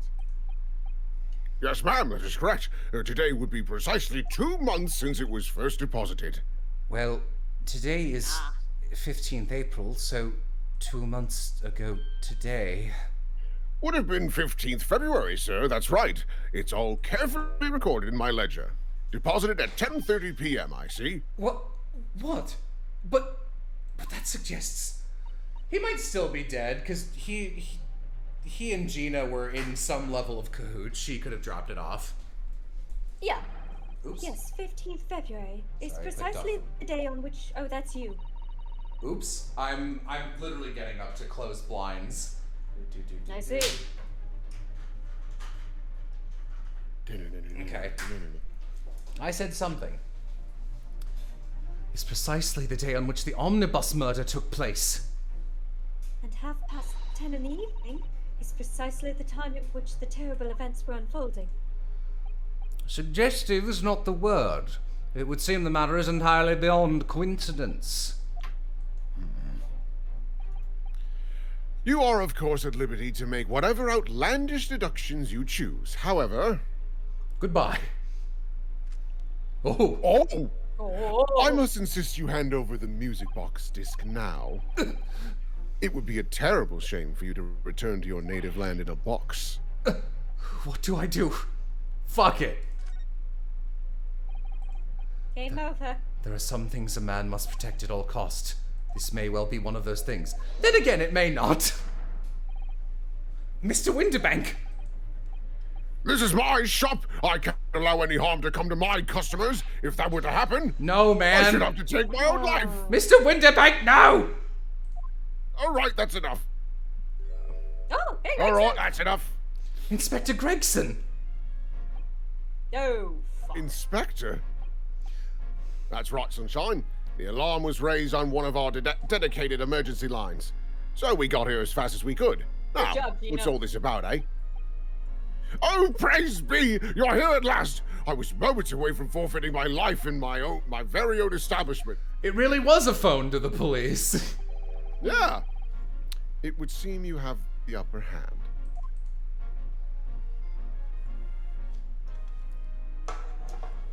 I should probably be arrested. Right, you lot have got some explaining to do. I don't appreciate being bothered with some petty orgy-bargy. Petty? Mr. Winterbank very nearly met with his end. Yeah, by his own gun, as far as I can tell. Oh dear. And the whole of Britain could meet with its end if I don't get to the bottom of the case I'm supposed to be working on. What on earth is the case, Inspector? Spare no detail, Gregson. I might have said a little too much. No matter. It's nothing to do with you lot. Yet. Anyway, sir, you're gonna have to come with me down to the station. But of course, Inspector. Whoa! Ah! He's getting away! Get her after him, lads! Sir! Even here, we still sound like this. There's been a spate of thefts at pawn shops around here recently. So we fitted emergency buttons underneath the counters for brokers to let us know when there's trouble. Oh, Inspector, I was very worried there for a while. Very worried indeed. Now then, Mr. Permanently in Mourning. Oh, yes? I'll be taking that, whatever it is, of Mr. McGilded's down to the yard, thank you very much. So hand it over. Oh, yes, of course. No, don't give it to him. It's mine, that is. It's mine. I'm sorry, miss, but anything belonging to McGilded has to be taken in as evidence now. As evidence? If the police demand something as evidence, my dear fellow, we have no choice but to capitulate. It's all yours, what? Inspector.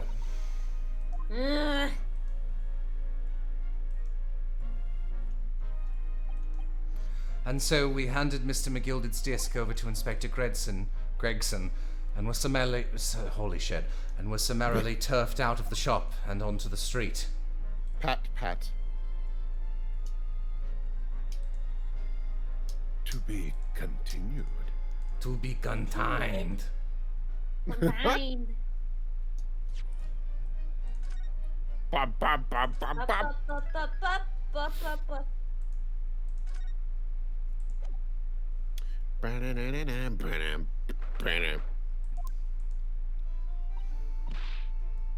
See, that's why I hate grown-ups. All they do is feed you a pack of lies and take stuff away from you. Oh, really, Miss Lestrade? Tell me, is that overcoat keeping you warm? What? No, it's got a fucking rip in the shoulder, it do. Surely you were given that. Yeah, the D let me keep it after I looked daggers at him for long enough. He went through the pockets and said, go on and have it before telling me to scupper. Always pays off giving people a look like you ate them. You're still a little far from the mic. I was leaning away. I'm good now. I'm good. I can't help feeling that it's going to get you into serious trouble one day. What I really wanted was that nice shiny disc, man. The music box disc. But Mr. Winterbank said it was practically worthless. Think I'm gonna go have another bash. Give him a long hard stare. I think not, Miss Lestrade. We shan't enter Winterbanks again today. Why not? That's not fair. It can't be helped, I'm afraid. The police are investigating the scene now. Okay. That is smile. I had a ticket for this coat and it was in his coat's pocket. And there should be something else and all. That's what Rotten Toast said, ain't it? Yes, he did mention something about another article, didn't he? Well then, that's mine too, whatever it is. Now she's really pushing her luck. Miss Lestrade, I think it's time to admit defeat. You've had your haul for the day. Yeah, and it's all your fault, Sholmes. So wait, she said it belonged to her dad, which could have been a lie, but if it's the truth, that means that her dad was McGilded? I think she was lying. Okay. So, what are your plans now? Will you dine with us this evening? I think she's just like a part of McGilded's Batman gambit. Iris would be delighted to cook, I'm sure, and I might entertain you with a modest violin recital.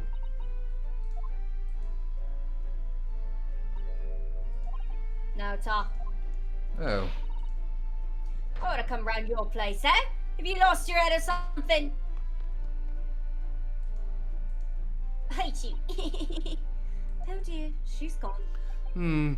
Having reviled on me quite unnecessarily, I might add, I'm sad. I can't help wondering if perhaps she might turn up anyway. Interesting. Once she's had a chance to calm down, I think there's a good chance she'll decide to come. Very well then. I'll inform Iris to set a place for our potential guest at the dinner table this evening. Hello. Oh, that's you. Oh, I also thought it was you, actually. And one more thing. I should be glad of your company later, too. Sorry? I believe I will have a rather splendid surprise to show you. Oh, is it going to be that thing with the blue envelope? Wouldn't that be fucked up to call splendid? Oh, how exciting! What is it? You shall have to wait and see, Miss Susato. Until later, then. Does he have hooves? Please don't tell anyone. I don't see. Dreadfully embarrassed.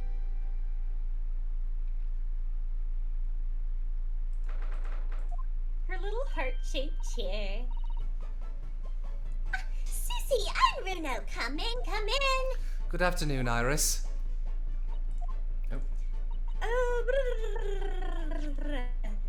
Oh, thank you so much for breakfast this morning.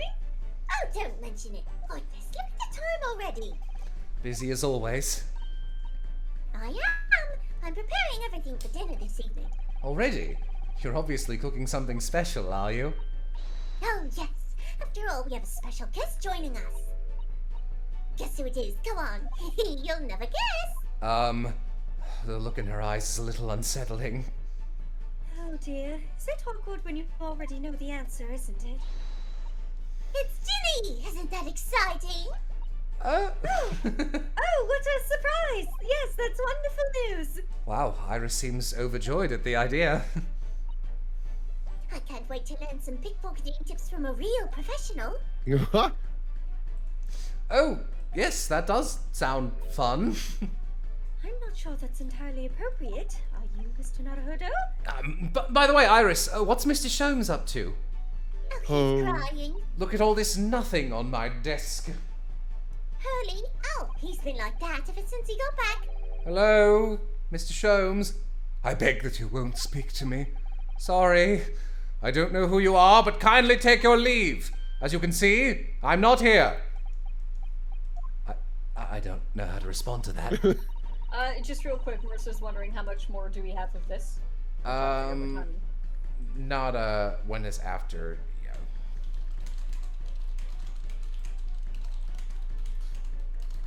Correct. Dun, dun, dun, dun, dun. I do apologize. When he gets like this, he's completely oblivious to everything. Yes, I see. Really, he behaves just like a child sometimes. Hurley does.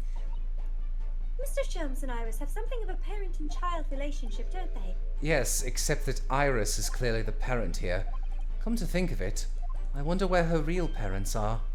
Well, my daddy's dead. He died overseas or something, wasn't it? I don't quite remember. What's the matter, Bruno? You've had such a funny look on your face. Oh, no, it's nothing. I know what it is. Why does this girl live here with Mr. Sholmes, you're wondering? Am I right? It's been very kind of you not to ask for the 2 months you've been living here. How did you... Oh, Bruno, I can read you like a book.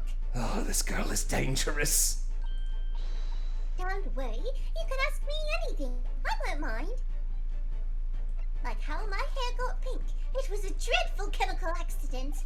That's also why I'm so short. I'm 35.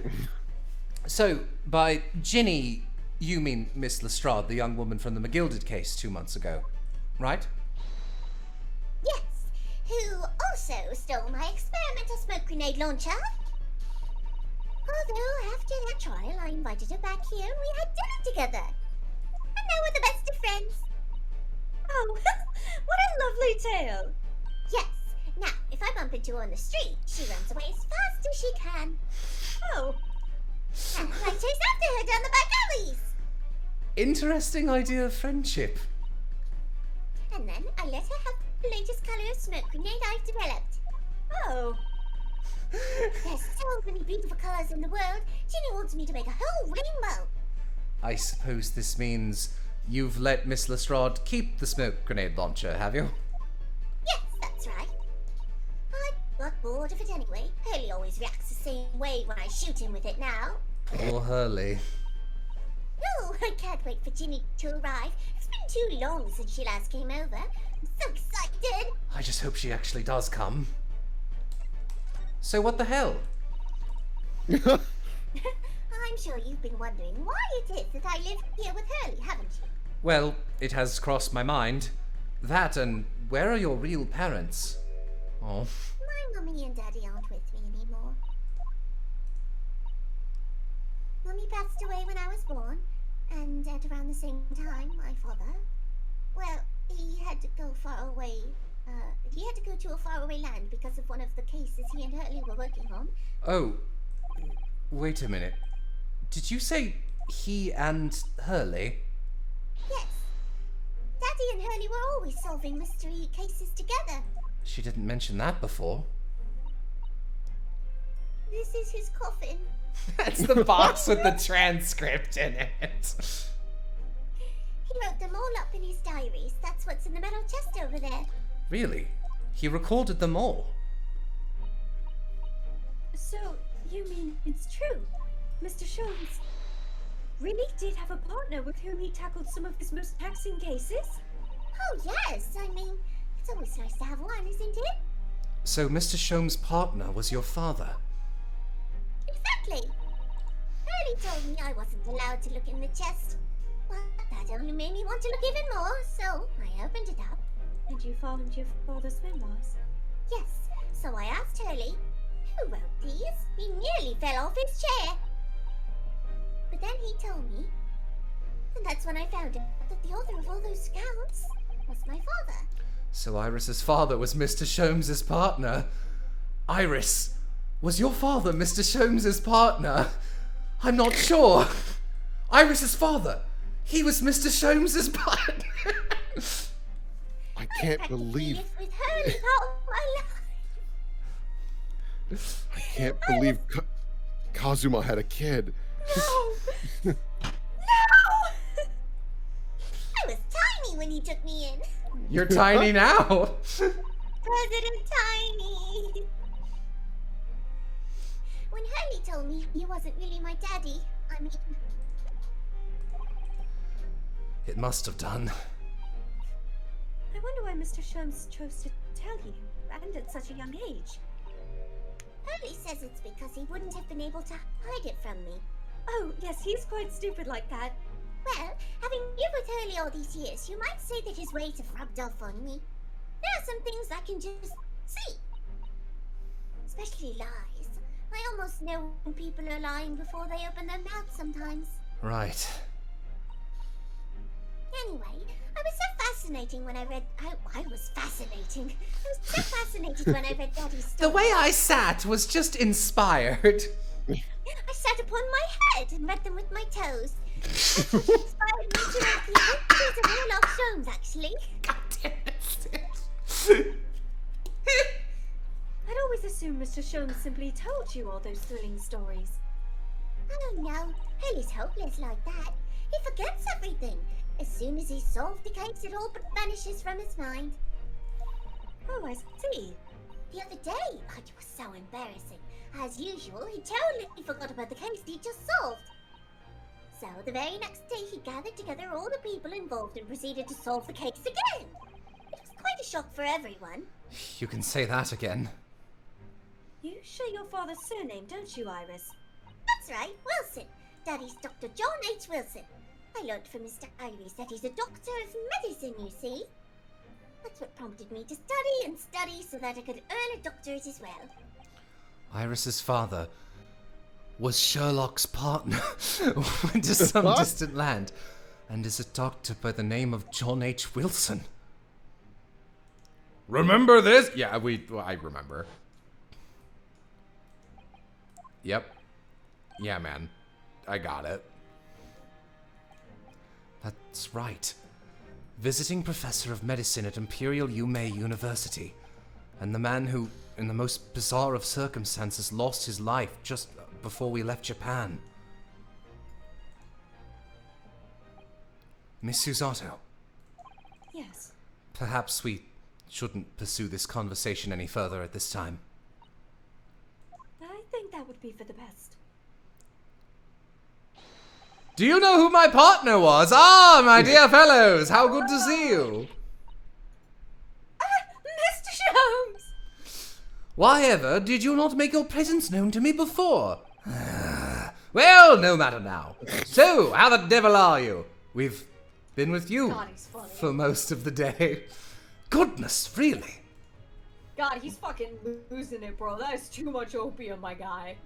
do tell me, Mr. Sholmes, are you fucking wasted?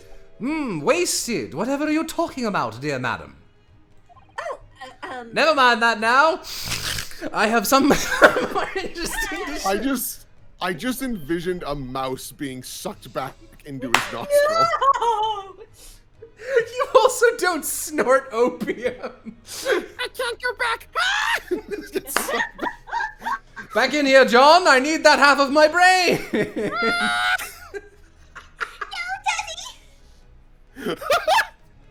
No, my dear fellows. A mouse from my nose. Another music box disc. No, not another disc, Miss Susato. This is the one Gregson demanded we hand over as evidence. Mr. McGilded's disc. Oh, my! Then what's it doing here? Also, it's a different color. You know, at times, Mr. Naruhodo, I think that though I have an undeniable turn for deduction, I may well be even more adept at larceny. You fucker. Oh, that would be wonderfully exciting. I'd be your pickpocketing assistant, and Rip could be our go-to lawyer if we ever got caught. Right. It's not what to get from this kid. But Susie has such beautiful handwriting, she could write all our menacing crime notifications. I'd be delighted. Fucking love. Susanoo is just leaps and bounds over every other. Like, they finally found a way to strike the exact right ground between like goofy assistant who acts like this on occasion, but like it's still charming, and also she's useful in a fucking courtroom. I'm just going to pretend this conversation never happened, I think. Hey, if there's any Amy's in the chat listening still, could you do me a Flavor Flav and get me a little water wad? Please? I don't understand. What is a water war? How did that disc come to be in your possession? I thought Inspector Gregson took it back to Scotland Yard. Quite correct. And that sort of uncompromising attitude is precisely why I always carry some of this. Ah, a brick of cocaine. Your one and only friend... your one and only friend in times of loneliness, if I'm not mistaken. If you will humour me, my dear fellows, cast your minds back to when the good detective confiscated the disc. This is mine. I'll be taking that, whatever it is. Hand it over. Rah, rah, rah. Oh, rah, rah, rah. Rah, rah, rah. Fight the power. Rah, rah, rah, rah. Row, row. God, he's so cute in his dressed down outfit. Unacceptable. Oh my god, he's so fucking handsome. I can't get over it. For the briefest of moments, I had the disc in my hand, did I not? Yes, you did, but I still don't understand. It was at precisely that moment that I summoned my one and only friend into action. No, really? I pressed the disc into a pair of bars like this. That's amazing. The disc and all the minuscule protrusions have made an image in the caramel. Indeed, this caramel is quite exceptional. I developed it myself, you know. Suitably soft for making impressions, but resistant to melting. The result of a precisely controlled solution. What the fuck? Carrying a pair of these on one's person frequently proves to be very useful indeed. Take a house key, for example. A simple press and its unique form is duplicated. Just use a wax kit, man. I can enter anyone's property at will, and never without high sucrose nourishment. Yes, it sounds illegal. From the image, I was able to create this. I confess I was most curious to know what manner of music would issue from the disc when I played. It is a scream most foul. Oh! Do tell us then, Mr. Sholmes. Music does the disc play. People in chat, but you can't eat the wax. That's coward talk. That's coward talk right there, yeah. Well, unfortunately, I have no idea. No idea. None whatsoever. Are you familiar with the workings of Music Box, my dear fellows? No, I'm afraid not. Goodness, you don't know, Runa? Oh. Inside a music box, there's a special metal piece called cone. That's what produces the sound. Small protuberances clog the different teeth of the comb as they rotate past it, making the different notes. The first music boxes to be invented used a rotating cylinder which protuberances sat upon. But over time, a new type of player was produced which uses discs such as these. With that development, the popularity of music boxes spread far and wide, all around the globe. Why exactly? Because the discs are easy to produce and can be interchanged to facilitate the playing of different tunes. There are a great many firms in Europe now manufacturing music boxes as a result. It is wonderful to be able to enjoy music even when no performer is present. But it is the very success of the invention that means we are now presented with an insurmountable problem. What do you mean? Comment in chat. It drives any who hear it insane. What? No, I'm fine. As you may imagine, the construction of one's firm music box does not match that of another, and we have no way of knowing in which music box this particular disc was designed to be played. There is no resolution to this problem, I'm afraid. It's quite intractable. Ah, I see, so that's why. Naturally, I tested the disc in those few music boxes I have at my disposal. But, as you can hear, to no avail.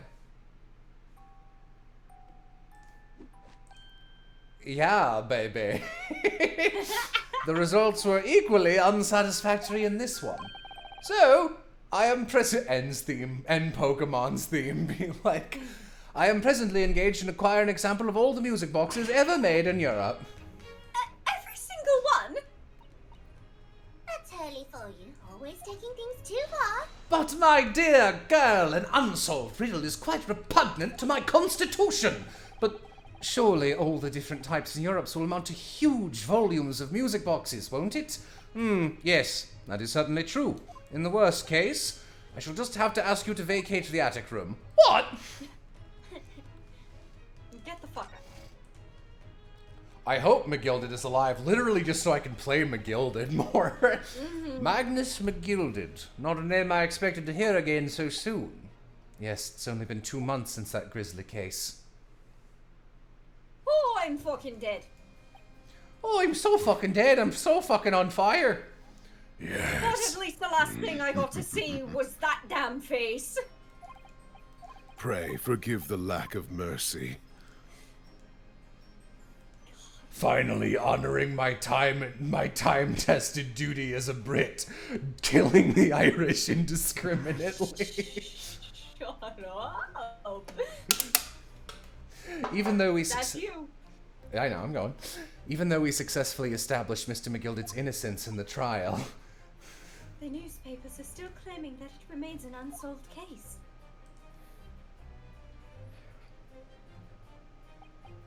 Good night, sweet Grandpa, whoever you were.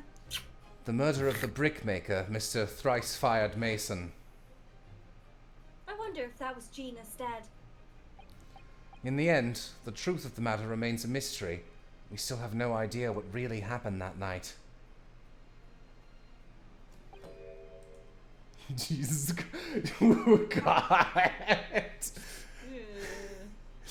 And although Mr. McGilded was found not Mr. McGuilty through my defense, I still don't know if that was the right judgment or not. He liked your joke. In death, he enjoyed your joke.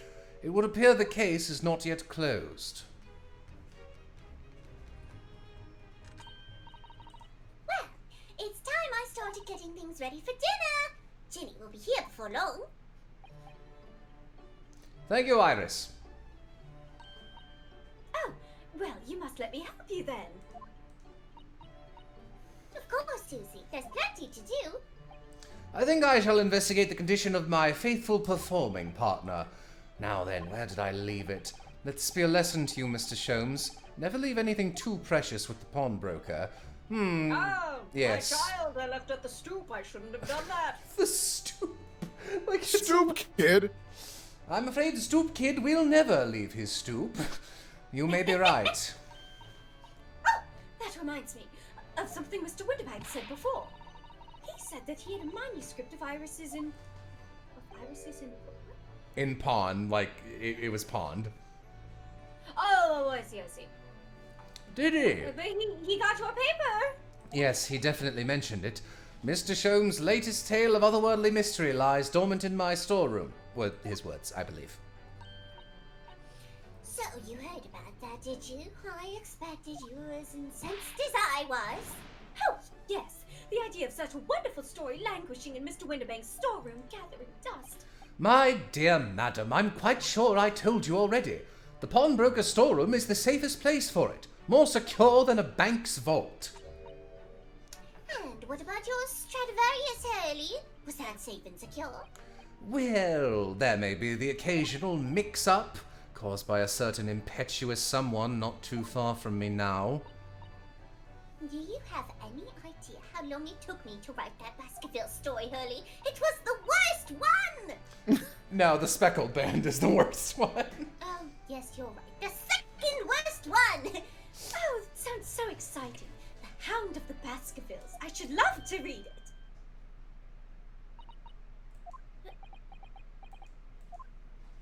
Damn, you got the whole squad laughing. What's going on here? Why does it feel like an icy chill just swept through the room? Hello? Susie, what did you just say? You said the Hound of the Baskervilles. But how could you know the full title? Well, that's... That's because Miss Susato is such a great fan of all the stories about Mr. Sholmes, of course. But, you know, the Hound of the Baskervilles has never been published. What? Oh, your dad told you some bullshit, didn't he, Missy?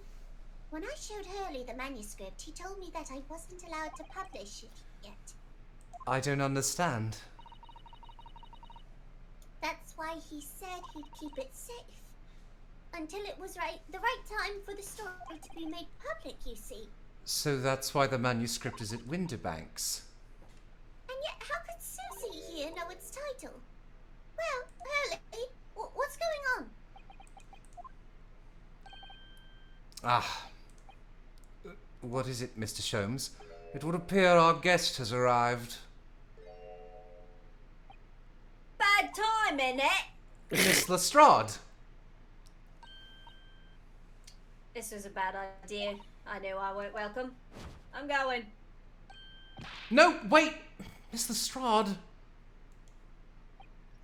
We've all been eagerly awaiting your arrival.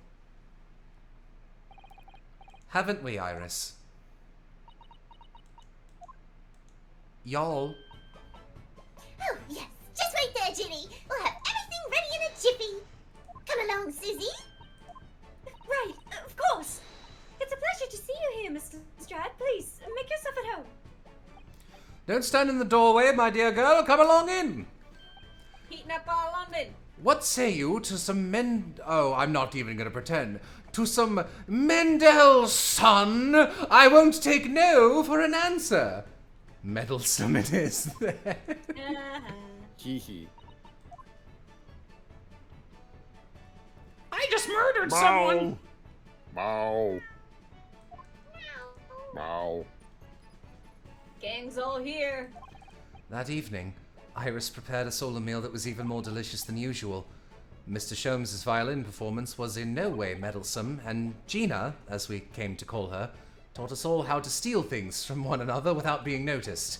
Everyone thoroughly enjoyed themselves, well into the night.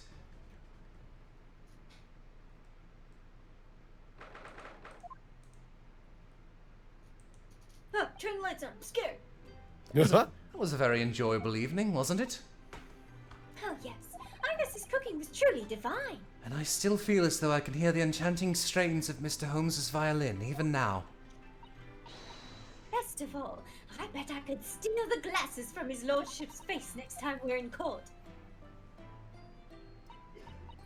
Naruhodo-san, could I consult with you about something, I wonder? I am a legal consultant, or maybe that's you. I don't remember. What's the matter, Susato-san? It's about the telegram I received. Ah, the one that arrived first thing this morning, I suppose. I've been summoned. Lean in a bit more, Civ. What?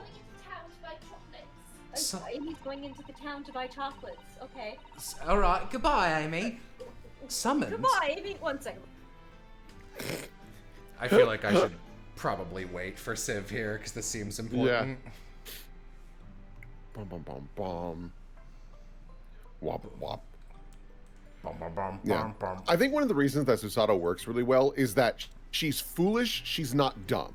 She's Yeah. she's a fucking person. Like she's a fully Yeah. rounded Not a person. Yeah. And like she's got her like judo and her very cute obsession with murder mystery stories. Yeah. But like, you know, they're traits as opposed to like Kay, who has nothing going on. Like she's just Yeah. like, I'm a thief, honk honk. Ponk. Ponk ponk. And Maya, who is like just a literal nuisance. Yeah, anyway. The telegram was from the Lord Chief Justice's office. Lord Strongheart has asked to see me. Someone asked me to check the court record. Question mark, question mark. Kind of handsome, though. Vampire. No, he is handsome, yeah. Pop Windbank. Alright. The Lord Chief Justice. When? Tomorrow morning. What? Then we have to start preparing at once! Oh, no, that won't be necessary, Naruhodo-san. I've been summoned alone. Alone? What on earth for? I have no idea. I suppose I shall find out tomorrow. What's this all about? Whatever it is, it's making me feel very uneasy. Oh, who could that be, I wonder? Gun. Good evening, friends. Harley's been murdered. Ah, Iris. Hello again. Myself into the sherry, I did. And Gina too? Yes, Ginny's going to stay with us tonight. She's going to sleep in with me. Isn't that right, Ginny? I'm homeless, I am. Well, yeah. Girls' night! Girls' night! Girls' night! Yeah, I was looking forward to it. Sholmes comes in. It's very in character. Everyone present for girls' night is a part of girls' night. Someone. Hooray!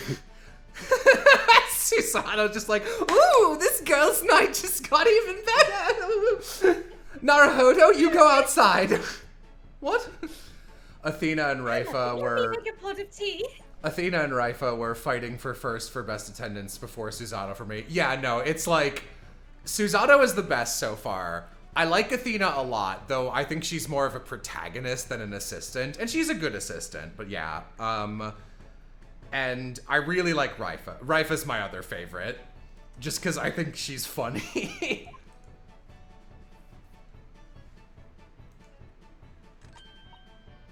You know, I've learnt so much today. Oh, what in particular?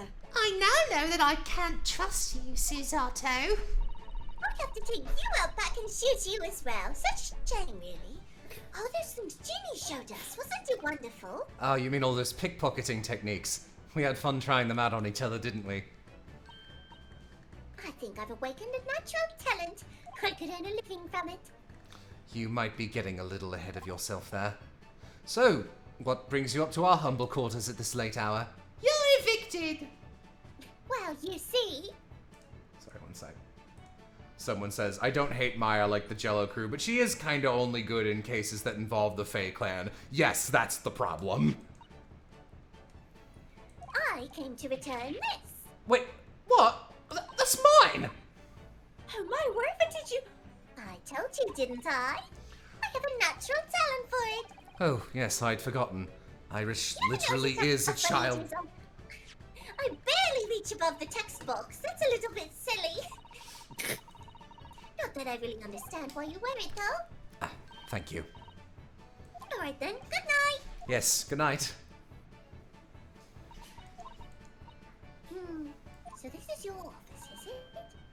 What do you think, Ginny? I think I wouldn't fancy me chances with a lawyer not what lives in a place like this. Yes, me too. It seems as though Iris here still has something she'd like to talk about. I suppose. She probably wants to talk about the manuscript. Yes, I suppose she probably does.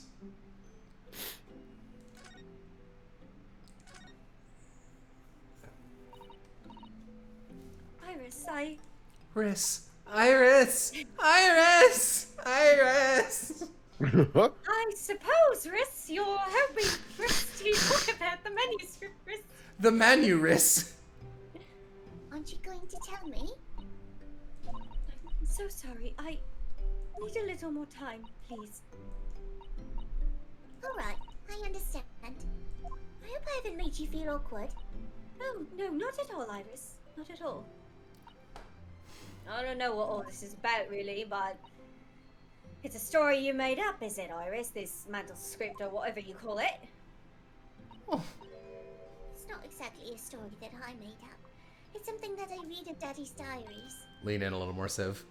Sorry. Daddy's? That's right. I don't suppose I've mentioned it to you before, Ginny, but my daddy was Hurley's assistant once. His partner. What? I didn't know that. They solved all sorts of strange and mysterious cases together. Is that right, mister? Apparently so. I was as surprised as you are, though. It took me 6 times figuring it out for it to sink in. And Daddy wrote all the details of every single case down, you see, in his diaries. So, I study them and write my stories based on what actually happened. So, where's your old man now, then? He had to go away on urgent business to a faraway land, and he'll be gone a very long time. I'm afraid he's in a long box now. So, I've never really met him. Oh, right. Come to think of it, I don't know anything about Gina's parents either. What do you think is up with them, Ryunosuke? What is your assumption based on what you know of this girl's profession? Perhaps we should ask her. I've never read a room in my life. He's with Mr. Master now, says Chad. Iris, this Hound of the Baskerville story, I take it that it's another tale inspired by your father's accounts? That's right. I thought it was fascinating. But it's different somehow. From the other cases, I mean. Oh, how? I don't really know, but it must be special in some way. Because after I'd written it and I showed the manuscript to Hurley, he turned as white as a sheet. It was the first time I've ever seen him like that. It pains me to have to say this after you've toiled over it for so long, Iris, but this story must not be published at this time, under any circumstances. But why not? It's one of my best works! I'm not at liberty to say. Not now, so please do not ask me. Alright then, I won't. But I do solemnly swear that I will explain everything one day, Iris, when the time is right. And that's how the manuscript came to be with Mr. Winterbank, isn't it? Yes. Hurley said it had to be somewhere very safe. That really gets my goat, that does. He's treating you like a child. I'm 12. You're what, 7? It's me. That's what it is. Keeping secrets like that. Just little baby. 10! She's so tiny!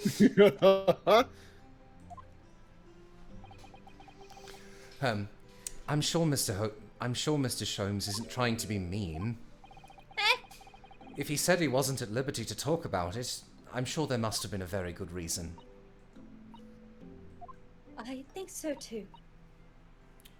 You lot are too trusting for your own good. But you can't pull the wool over my eyes.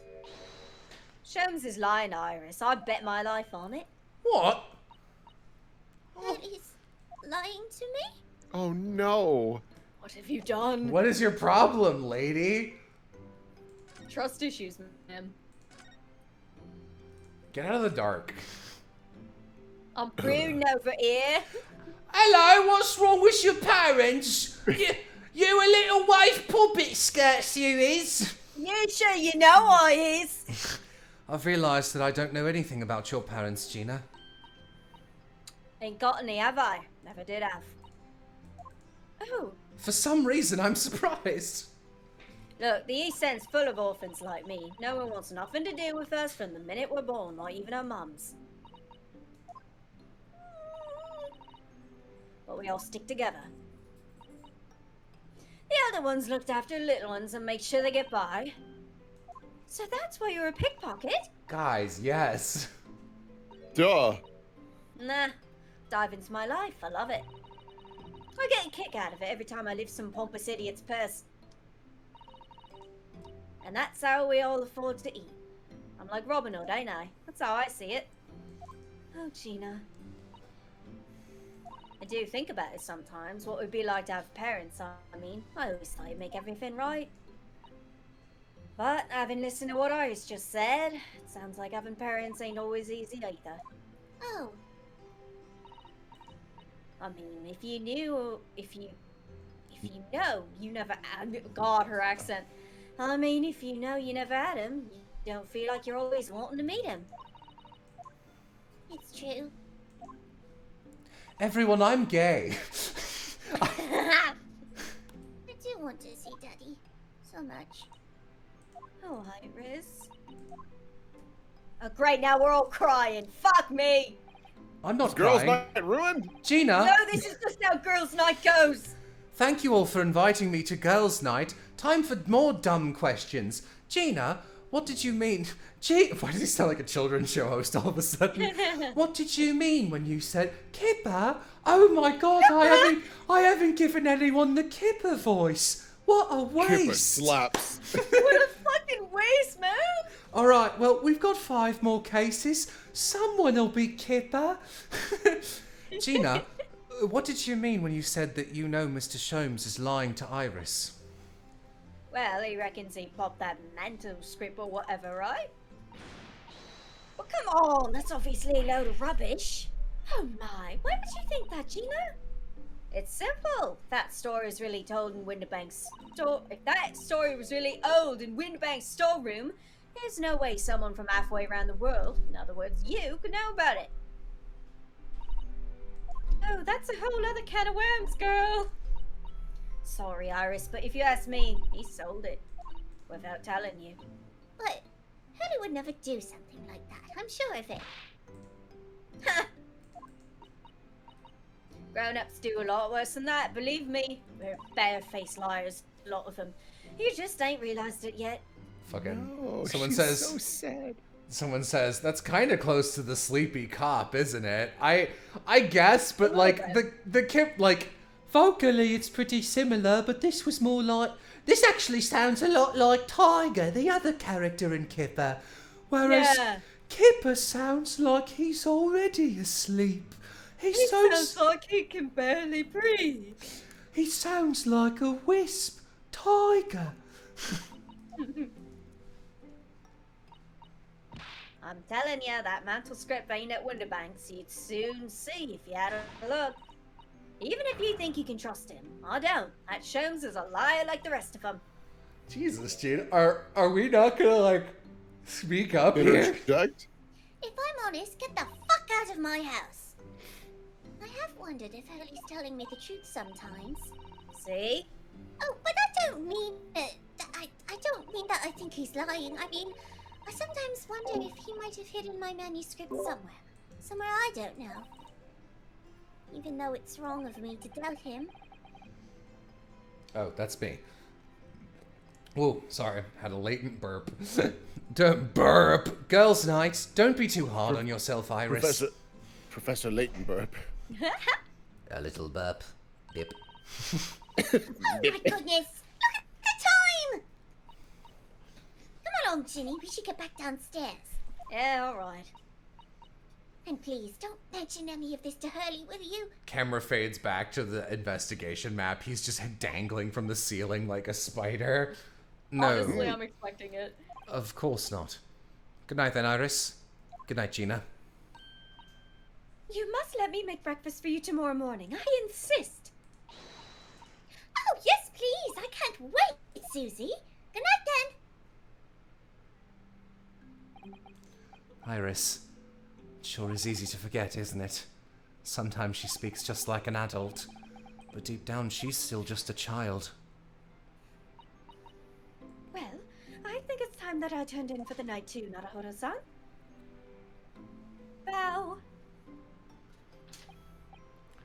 Dr. John H. Wilson, Iris's father, but also the name of the murdered visiting professor at Yume University.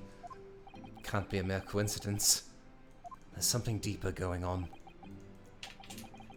Many dots. There's a parade of dots. It's probably you. Yeah. Naruhodo. Oh, wait, this is Susato. Susato. Mr. Naruhodo. That voice. No, that's Oh. Mr. Sholmes.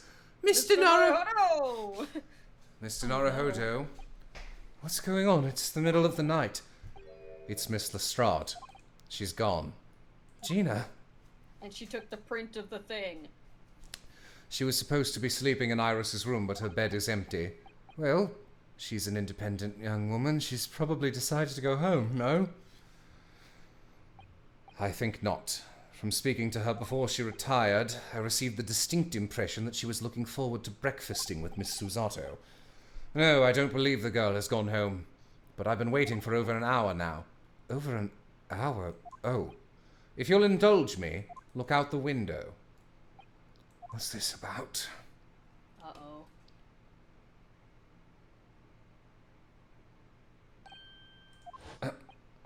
Wait a minute. Why is there a light on at this time of night? That's Mr. Winterbank's pawnbrokery. Mr. Winterbank's... Oh no. Remember this? Remember this? You always have the worst flashbacks. Could Gina have gone? Seems you have some knowledge of the situation, Mr. Naruhodo. Sorry. Oh, no. No, not really. Well, anyway, we must investigate. At once! Oh.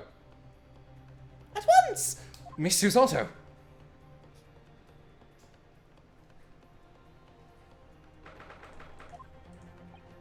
The door to Winterbank's. It's open.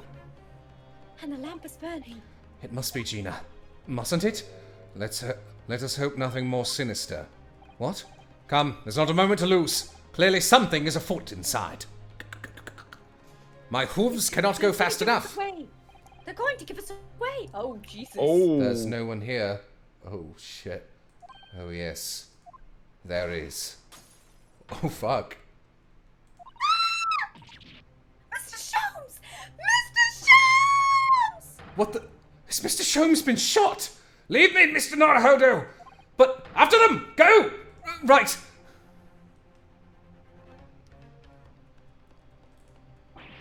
Blast! I've lost them.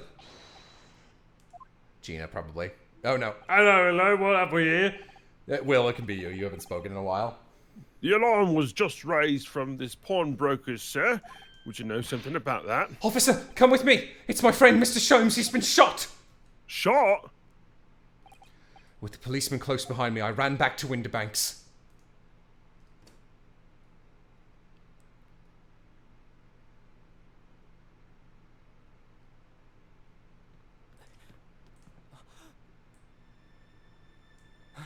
Mr. Sholmes! Mr. Naruhodo. How bad is it? Never mind me, but there's much at stake. Behind that door. In the storeroom. Hurry!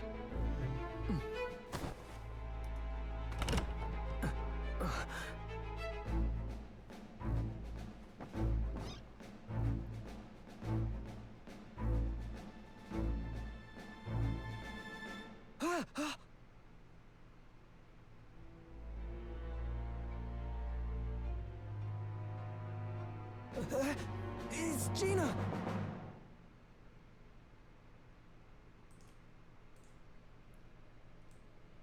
Ho ho.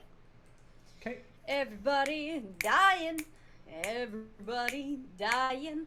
Someone wanna check if Marissa's around.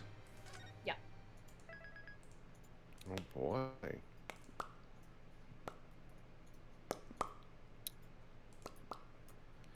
things are getting spicy. I mean, we can save any time, so I'm gonna go a little further just until I get the Sure. go ahead. Bang. Bang! Oh! Yeah, that's just what we just saw. I'm wearing a bulletproof vest made of books and bricks. Find that door in the storeroom. Do you think that's a cat door that was made by that thing? Yeah, I think so.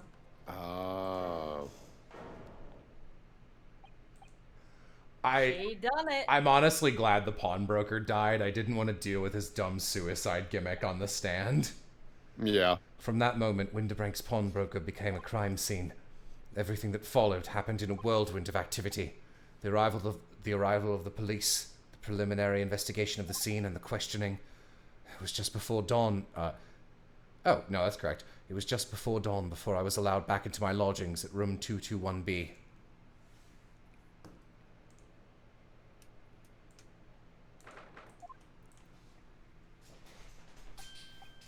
Oh, Iris. A telegram came, but all it said was wait at home. Oh, yes, we asked one of the policemen to have it sent.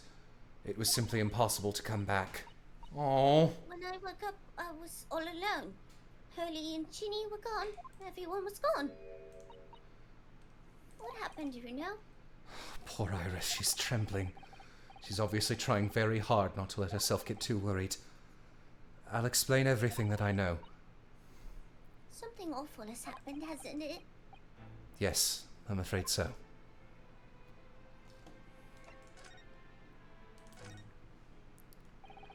I'm sorry to have to tell you this, Iris, but Mr. Winterbank is dead.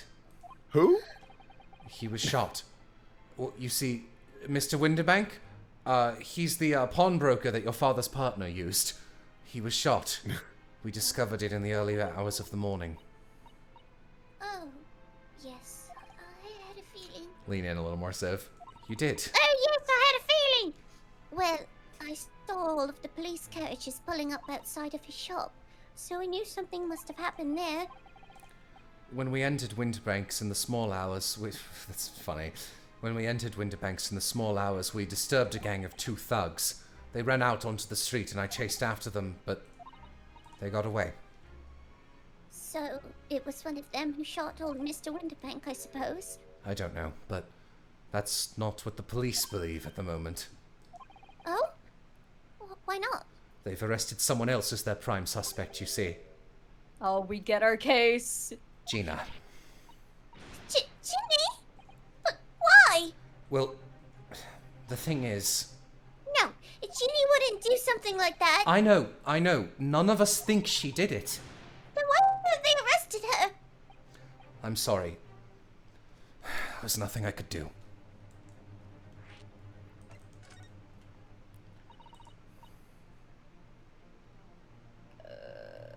Why do I need to lean in? Because my mic is very sensitive, and if I have it up too loud, then it's just gonna be ah. So, where's Hurley then?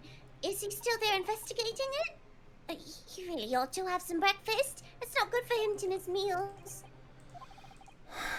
I don't want you to worry, Iris, but I have some news about Mr. Sholmes. He was taken to hospital this morning. What? Well, when we entered Winterbanks, a gun was fired and he took a bullet. Hurley was shot? No.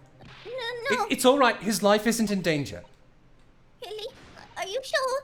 Where is he? Which hospital? He's at St. Sinners. Oh no. Oh no, not St. Sinners! He's never gonna get out! It's the only hospital that they would admit him to. That's ending Ginny to taught him. us all that pickpocketing, and he took the bullet. Of all the things to steal, why he chose to take that, we're not sure. I must see him. At once! I'm sorry, Iris, but you can't. Why not? That's not fair! I'm a family member! I should be allowed! No, I mean, nobody can see him at the moment. Oh, he drank that invisibility potion! I told him not to! No, Iris. Susato drank the invisibility potion. I've been standing here the whole time, actually. Right here next to you, He's not allowed any visitors. They're preparing to operate, you see. To operate? Oh, poor Hurley. Don't worry, he's done so much opium, they say they don't even need to sedate him. It was the two thugs who were in Mr. Winterbrank's shop. They shot Mr. Sholmes when we disturbed them, you see. It was pitch black inside the shop at the time. My mind went totally blank, I'm afraid. I just froze. Still this. After that, I ran out onto the street, but, well, they were long gone. I shouldn't have hesitated. I'm so sorry. It's my fault. I let them get away. I think that's a very good thing. Sorry? Well, if you'd seen which way they went and chased after them, you might have been shot as well, Reno. On top of everything else, I couldn't bear that. Oh, Iris.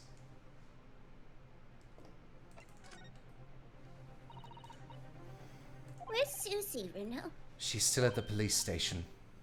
Oh, well, why? I expect she's still being questioned. The police said they wouldn't be finished for a while. Why aren't you there then? Well, I didn't get a good look at the criminals anyway, so they weren't questioning me for very long. And Miss Susato stayed behind at the scene to tend to Mr. Sholmes, so they didn't get started until later. I see.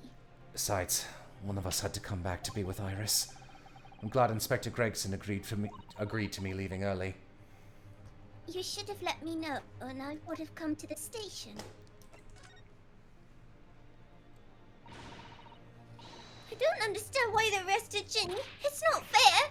What about the two thugs that were there at the scene? Why aren't they the prime suspects?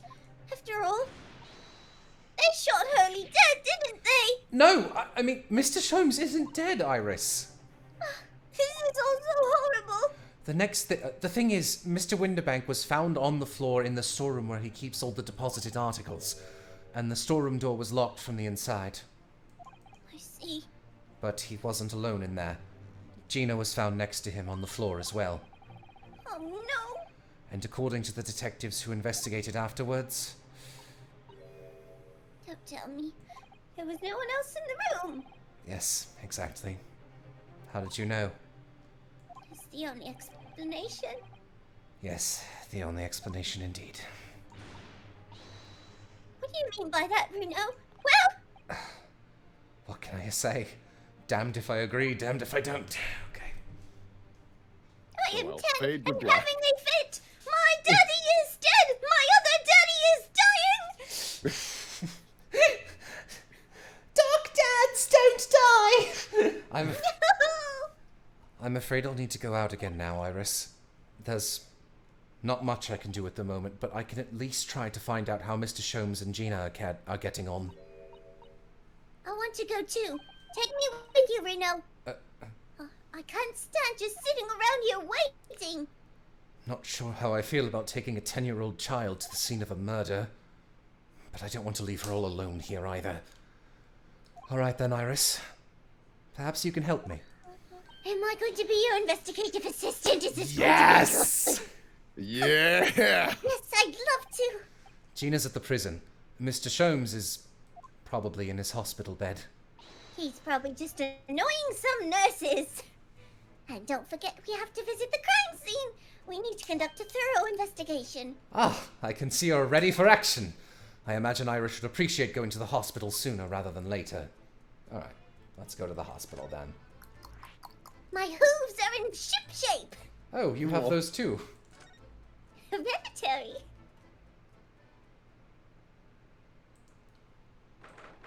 What a shithole! Harley! Oh, Hurley is dead. bastard! He's not here! No, that's strange. The nurse definitely said he was in the bed by the That window, didn't fucker she? took off. Oh, I know what's probably happened. Hurley was being a big baby, and the bullet wound wasn't that bad after all, so he's been sent home. I'm not so sure about that.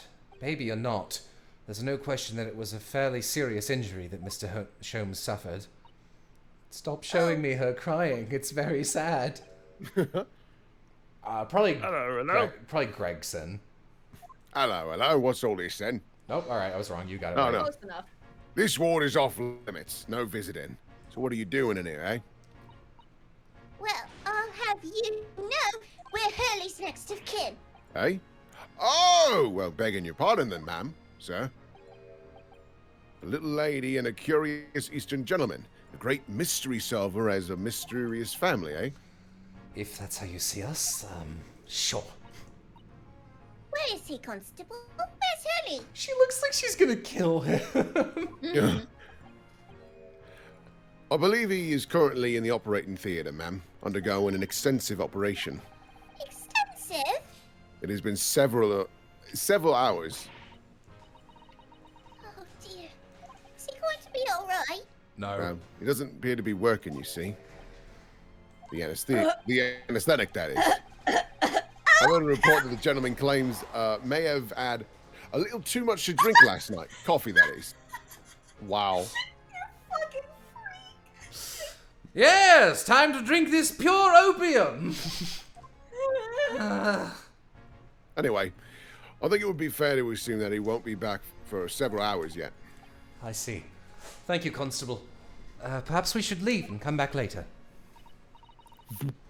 Oh, poor Hurley, you dumb little shit. He just disappears. Voomp. Oh, she's so cute. Aw, kiddo. Good bean. Good Alright. little bean. I think she wanted to investigate, so let's go to the pawnbroker. We haven't forgotten something, have we? Hey, it's that same Bobby. Oh, they can walk? They can move! Wow. This is where it happened then, last night. That's right. The two thugs I told you about were obviously ransacking the place looking for valuables.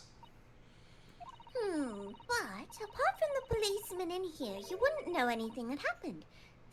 Wait, no. Come on, girl. There's glass and there's blood on the calendar. No, you're right about that, actually. Oh, we're just so dumb, apparently. In fact, if anyone, it's the police who seem to be the ones doing the ransacking. I know what you mean. They're like a gang of organized criminals all dressed in black. That's gotta be Gregson. Oi, I heard that. You stinker.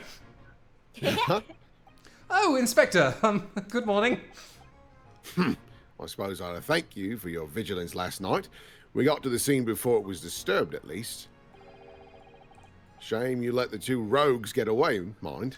Do you think this cop back here is looking at this bullet hole and going like, It's pretty obvious that she didn't shoot him in the back room. Wonder if I should say something. No, it'll be funny. Yes, I'm sorry about that. I thought you'd assigned extra men to the beat around here, Gregsy. Now look what's happened. Hurley's been injured because there weren't enough police on duty. Your ladyship! No one told me you were coming! I expect you to take full responsibility for what happened to Hurley and see he has the very best medical care. Of course, your ladyship. The very best doctors in the capital are tending to him as we speak. And I don't think it's Runo's fault that the rogues managed to get away, is it? Chasing criminals is the police's job. Absolutely, your ladyship. As you say, ma'am, as you say. The gent in black is totally blameless. Everyone's in agreement about that. Would you believe it? He's like a completely different person with Iris. Talk about a personality change. Oh, where are me manners? Are you thirsty, your ladyship? Perhaps you'd like some juice? Some nice refreshing fruit juice? Oh, hi. Are you thirsty, Gregsy? I have some of my special herbal tea. Oh, you got a little key. Call me Glugson. Ah, lovely. Very much. Ta very much. Ah, very much. That really hit the spot, your ladyship. I don't even recognize him like this. Pinky. Anyway, what were you saying? Smelly uggo, smelly stink man. All right, Marissa says she's ready, so this is as good a time to stop as any. We're gonna be picking up on a high note next time. Grugsy Bugsy over here. Grugsy Bugsy. All right. You know what? Piff only has one viewer right now, so guys, go give Piff hugs and kisses. Say hi to Piff. All right. There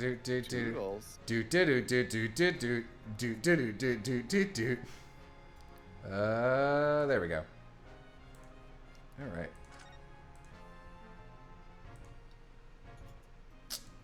And yeah, let me actually stop streaming.